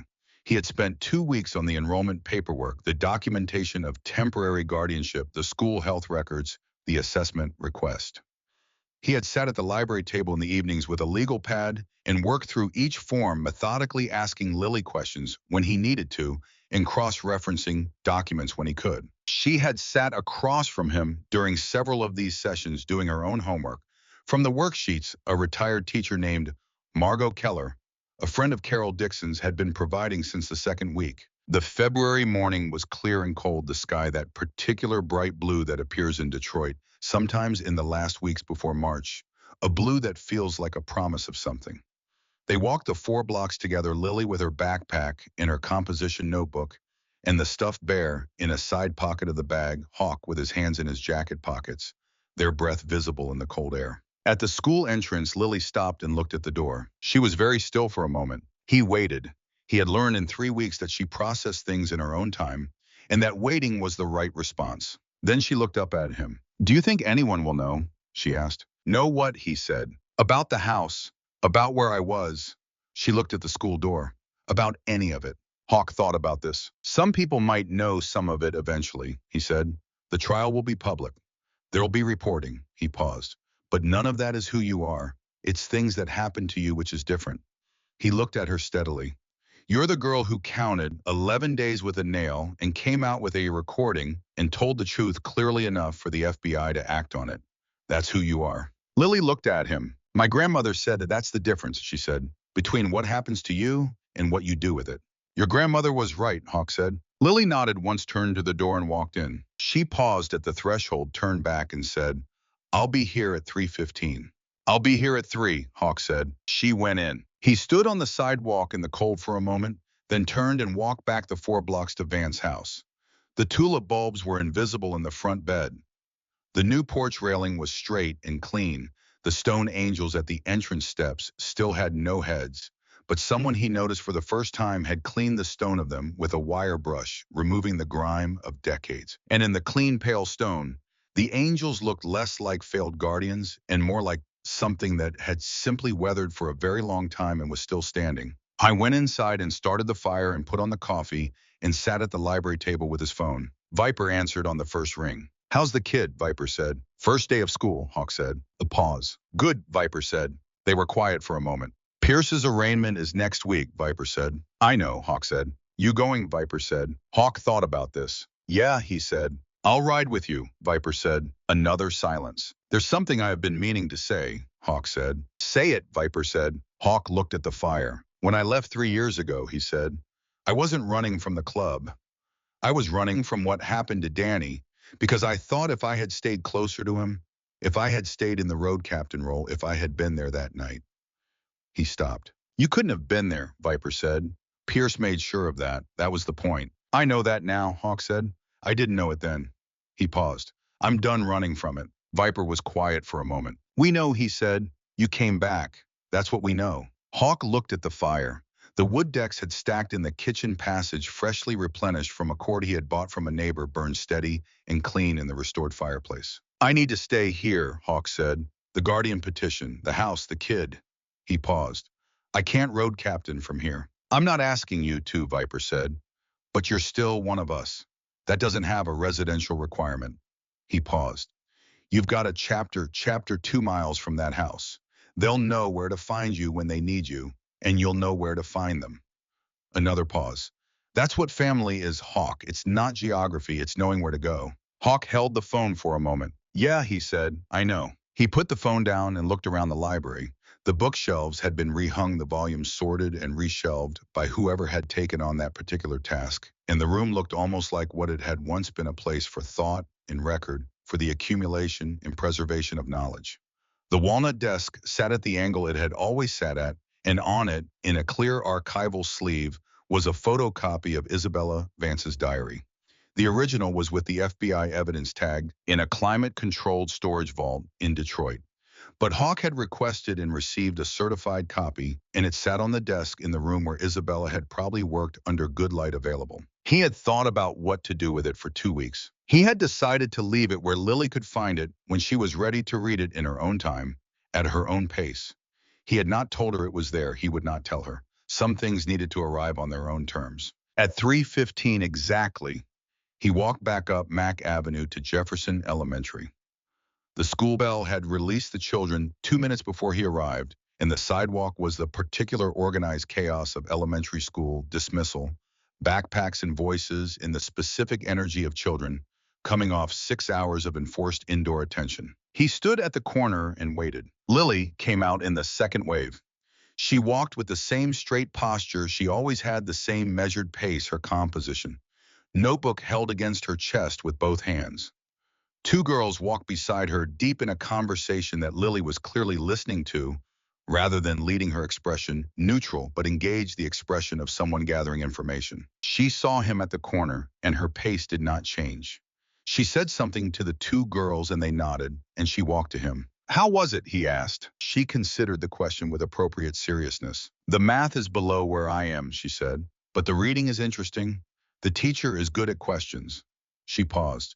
"And there are two girls in my class who want to be detectives." Hawk looked at her. "They might know someone who'd be useful to them someday," he said. The corner of her mouth moved in a way that was not quite a smile, but was clearly aware of being close to one. They walked back the 4 blocks together through the cold, bright afternoon, and the tulip bulbs were underground and invisible, and the angels at the gate stood cleaned and headless and still somehow enduring, and Van's house was warm inside from the morning fire. 6 weeks later, the first tulips came up. 15 of them, red and yellow and a deep orange, that Malcolm said he had not planned but had clearly happened anyway, lined up along the front foundation of the house in the particular riot of color that February planted bulbs produce when March finally relents and the ground warms enough to let them through. Malcolm came out of his house and stood at the fence and looked at them with an expression that Hawk recognized, having seen a version of it on many faces in the past weeks, the particular expression of someone witnessing something they had not been sure was possible.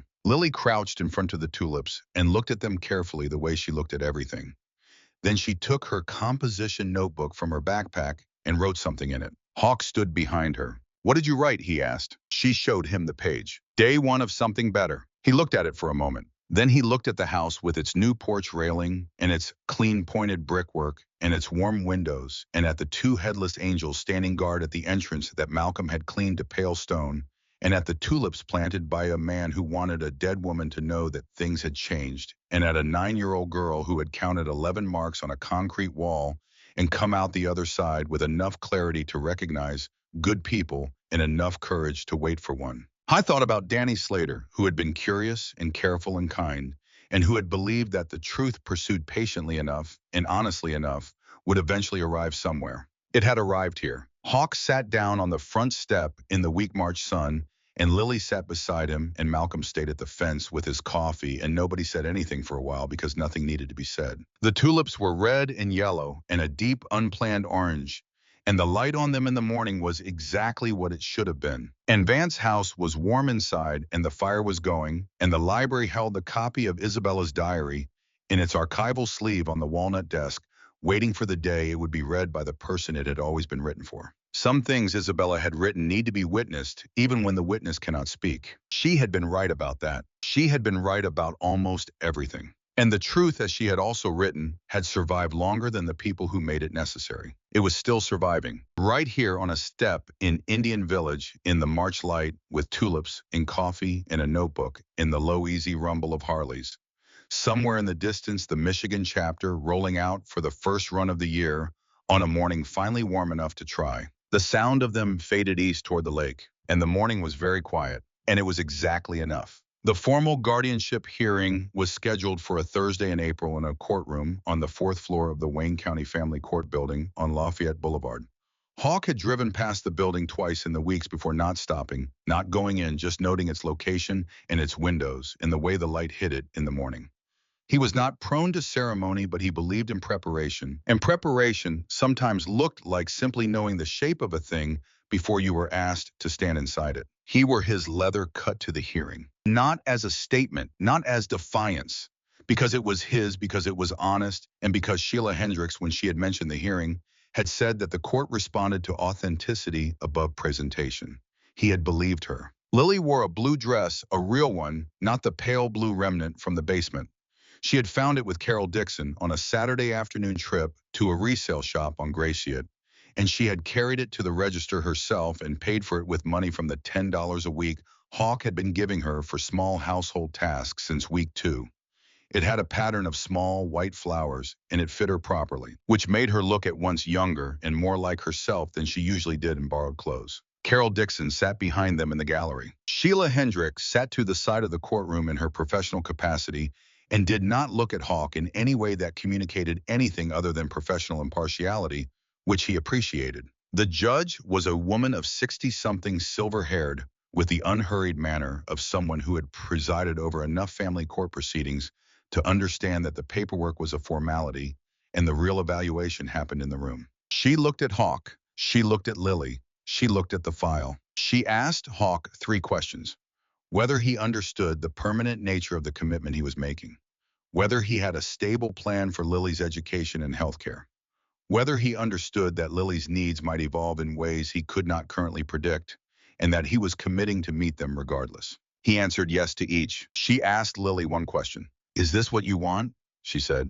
Lily looked at the judge with her steady dark eyes. "Yes," she said, simply, without elaboration. The judge looked at her for a moment, the particular look of someone assessing whether a child's certainty is genuine or performed. She appeared to arrive at a conclusion. She signed the documentation. Hawk looked at the papers in his hand as the clerk handed them across. The document stated in formal legal language that Cole Thomas Briggs was appointed permanent guardian of Lily Vance, Briggs minor age 9, and that all rights and responsibilities attached thereto were formally granted. Lily Vance Briggs. She had chosen the name herself in conversation with Sheila Hendricks 2 weeks before the hearing, and had told Hawk only on the morning of the hearing, standing in the kitchen at Vance's house while he made eggs and she made toast in the same tone she used when stating facts about motorcycles or math. "I'm keeping Vance as my middle name," she had said, "because of Isabella. And because the house has her name, and I want to share it. She had paused. And I want Briggs at the end, if that's okay. I had said it was okay. He had not said anything else because there was nothing else to say because the word okay was inadequate, and everything more adequate than okay was too large for a kitchen at 7 in the morning. Outside the courthouse in the April sun, Carol Dixon hugged Lillian, then looked at Hawk with the expression of someone who had placed hundreds of children and knew exactly what this particular conclusion meant. She did not hug him. She held out her hand and shook it firmly. You did the work, she said. Every appointment, every form, every class. She looked at him steadily. That's the whole of it. That's all it ever is. Hawk held her hand for a moment. Thank you, he said. She nodded and walked to her car with the brisk efficiency of a woman who had other children waiting. Hawk and Lily stood on the courthouse steps in the April sun. She looked at the city around them, at the cars and the buildings and the sky, the particular blue that April brought to Detroit before summer changed it to something heavier and hotter. What do we do now? She asked. Hawk thought about it. Go home, he said. I've got 3 bikes to finish this week. You've got a history project due Friday. He paused. And Malcolm said he'd come over for dinner tonight if we asked. Lily looked at him. Okay, she said, but I want to stop at the bookshop on the way, the one on Kercheval. What for? She looked at him with that measuring expression. There's a book about the 1986 FBI investigations in Detroit, she said. I saw it last week. I want to read it.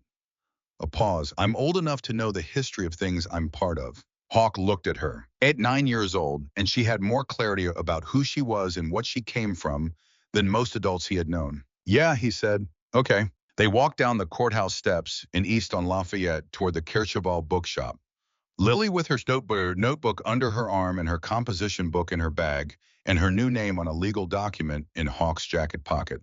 The city moved around them in its ordinary April way, and somewhere behind them, 4 blocks north, Vance House waited with its warm windows and its refurbished library and its archival copy of Isabella Vance's diary on the walnut desk, patient and full of light. Day by day, it had always been waiting for this. It always had been going to be this. Some things Hawk had learned do not save themselves.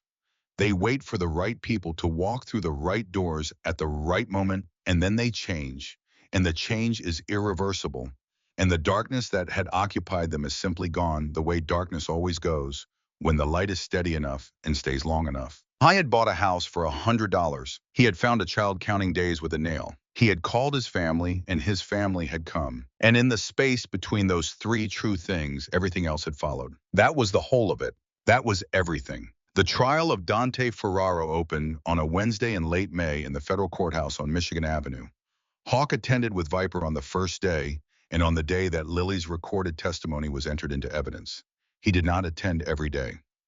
Holloway kept him informed of the major developments, not as a courtesy, he thought, but because she had come to understand that this case had threads running through it that the official record could not fully describe, and that the people holding those threads deserved to know where they went. The prosecution's case was methodical and thorough.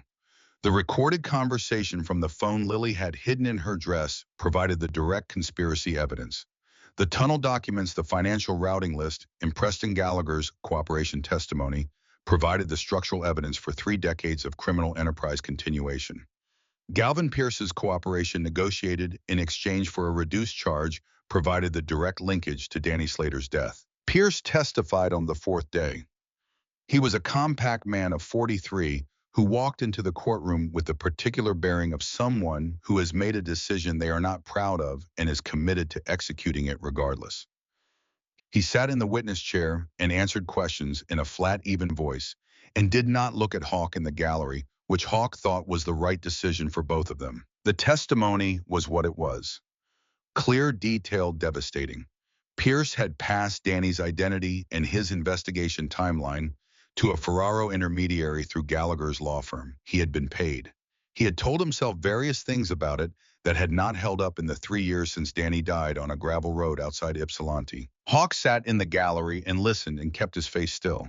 Viper sat beside him and was equally still, which meant something different for Viper, who had carried the knowledge of Pierce's betrayal for 2 years in the way a man carries something that costs him daily. After the session on the courthouse steps, Viper stood beside Hawk in the May sun and was quiet for a long time. Then he said Danny would have liked how it ended. Hawk thought about this. He would have liked the kid, he said. He'd have thought she was something. Yeah, Viper said. They stood for another moment. You want to ride, Viper said. Hawk thought about the 3 bikes waiting in the garage at Van's house, about Lily's history project due Friday, about Malcolm's standing dinner invitation, about the documentary rhythm of a life that had found its shape. Not today, he said, but soon. Viper nodded. That was sufficient. Dante Ferraro was convicted on all counts 11 days later. The verdict came back in the afternoon, and Holloway texted him a single word: done. He read it standing in the Vance house garage with grease on his hands in a frame he was halfway through rebuilding, and he stood still with the phone for a moment, then put it back in his pocket and finished the weld he had been lining up. That evening, he told Lily. She was at the library, cleaning with her history project. The book about the 1986 FBI investigations opened beside her notes. Her composition, notebook filling with the careful, small handwriting that still startled him every time he saw it. She looked up when he told her. She was quiet for a moment. Good, she said. Then she looked at him. Are you okay? I thought about the question, which was the right question, asked in the right way. Yeah, he said. I think I am. She nodded and looked back at her work. There's leftover soup on the stove, she said. Malcolm sent it over this afternoon. Hawk got a bowl and sat across from her at the table, and they worked in the warm library in the way they had developed over months separately and together, the fire going, the books on the shelves, the evening coming down outside the windows. It was an ordinary evening. It was the best kind of ordinary. The community response to Vance House came slowly, the way trust comes slowly in neighborhoods that have been let down enough times to become careful. It began with a small article in the Detroit Free Press in early March, written by a reporter named James Keller, who had covered the Dante Ferraro arrest and had, in the course of his research, come across the history of the Ferraro mansion and the story of the bikers who had rebuilt it. The article was careful and factual and ran with a photograph of the house's new front porch and the tulips just beginning to come up along the foundation. The response surprised Hawk. Letters came to the house, actual physical letters from people in the neighborhood and from people across the city who had seen the article and had something to say.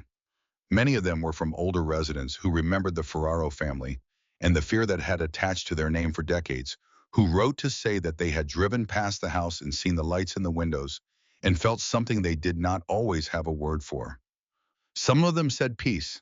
Some of them said relief. One letter was from a woman in her 70s who had grown up in Indian Village in the 1960s and who wrote that her mother had crossed to the other side of Belmont Street every time she walked past the Ferraro mansion, without exception, for 30 years.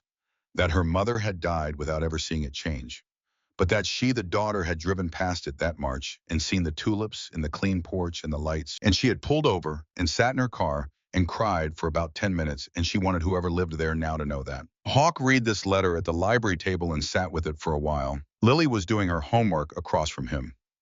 She looked up at his expression. What does it say? She asked. He read it to her. She listened with her notebook closed and her hands in her lap. She cried for 10 minutes, Lily said. Yeah, Hawk said. Lily thought about this. We should write back, she said. They wrote back. They wrote back to every letter, Hawk composing the drafts and Lily editing them with the particular directness she brought to anything involving language. She had strong opinions about clarity, which was something she had gotten from Isabella Vance, he thought, or perhaps from whatever in her nature had always known that honest words were a form of protection. The woman who had cried in her car wrote back again and then came to the house on a Saturday in April, a stout, silver-haired woman named Frances, who brought a cast-iron pot of white bean soup and spent an hour at the kitchen table talking with Malcolm, who had come for his usual Saturday coffee, about the neighborhood they had both grown up in and the changes they had both witnessed and what it meant that the house on Belmont had finally changed. Frances became a regular visitor. She brought other neighbors. The kitchen table at Van's house began to function as a kind of informal gathering point on Saturday mornings. Coffee and conversation, the slow accumulation of community that happens when a place provides the conditions for it without forcing the pace. Sheila Hendricks came for a follow-up visit in May and observed the Saturday morning gathering from the doorway, and in her assessment notes, she wrote in the professional language of state child welfare documentation, the child appears well integrated into a stable and engaged community network, with multiple identified adult mentors and consistent household routine. The guardian demonstrates appropriate attentiveness and has established a home environment significantly above the minimum standard for the designation. What she did not write, because it was not the language of assessment forms, but which she conveyed to Carol Dixon afterward, was that she had stood in the kitchen doorway of Van's house on a Saturday morning and watched a 9-year-old girl with a composition notebook correct the grammar of a retired automotive worker's story about a neighborhood she had never lived in, while a man with a faded Hells Angels patch and motor oil on his hands listened to both of them with equal attention. And she had thought that this was what the whole system was supposed to be for, and rarely actually was. Lily turned 10 in June. Hawk made the birthday breakfast wrong 3 times before Dex, who had become a frequent presence at the house, and who turned out to have unexpectedly refined opinions about pancakes, stepped in and produced a stack that met whatever standard Lily had formed from the memory of a birthday breakfast she had described to Hawk once as the last good morning before things went wrong. Viper came, Terry came, Malcolm came, Carol Dixon came with Frances, who brought the white bean soup again, which was apparently her contribution to every occasion. Lily sat at the kitchen table, surrounded by people who had found their way into her life through the various improbable chains of consequence that had begun with $100 bill and a brass key on an evidence tag. And she looked at the birthday cake Hawk had bought from the bakery on Courchevel, with its uneven frosting and the 10 candles that he had let her light herself, and she blew them all out in one breath. Hawk asked her what she had wished for. She looked at him across the table. "I wished for tomorrow," she said, "just tomorrow, the same as today." I looked at her. She looked back. The candles were out, the smoke rising thin and straight in the still kitchen. Air and outside the June light was long and golden through the kitchen windows, and the house was full of the sound of people who had found each other. I thought about Isabella Vance in the dark, writing in careful handwriting, trusting that the truth survived. I thought about Danny Slater, curious and careful and kind. I thought about a nail and 11 marks and a phone in a Ziploc bag, and a girl who had decided to count forward, not backward. I thought about 76 bikes on Belmont Street in the February dark and $100 in a door. I said, "Me too." And that was the truth of all of it, simple and sufficient and exactly right. Just tomorrow, the same as today.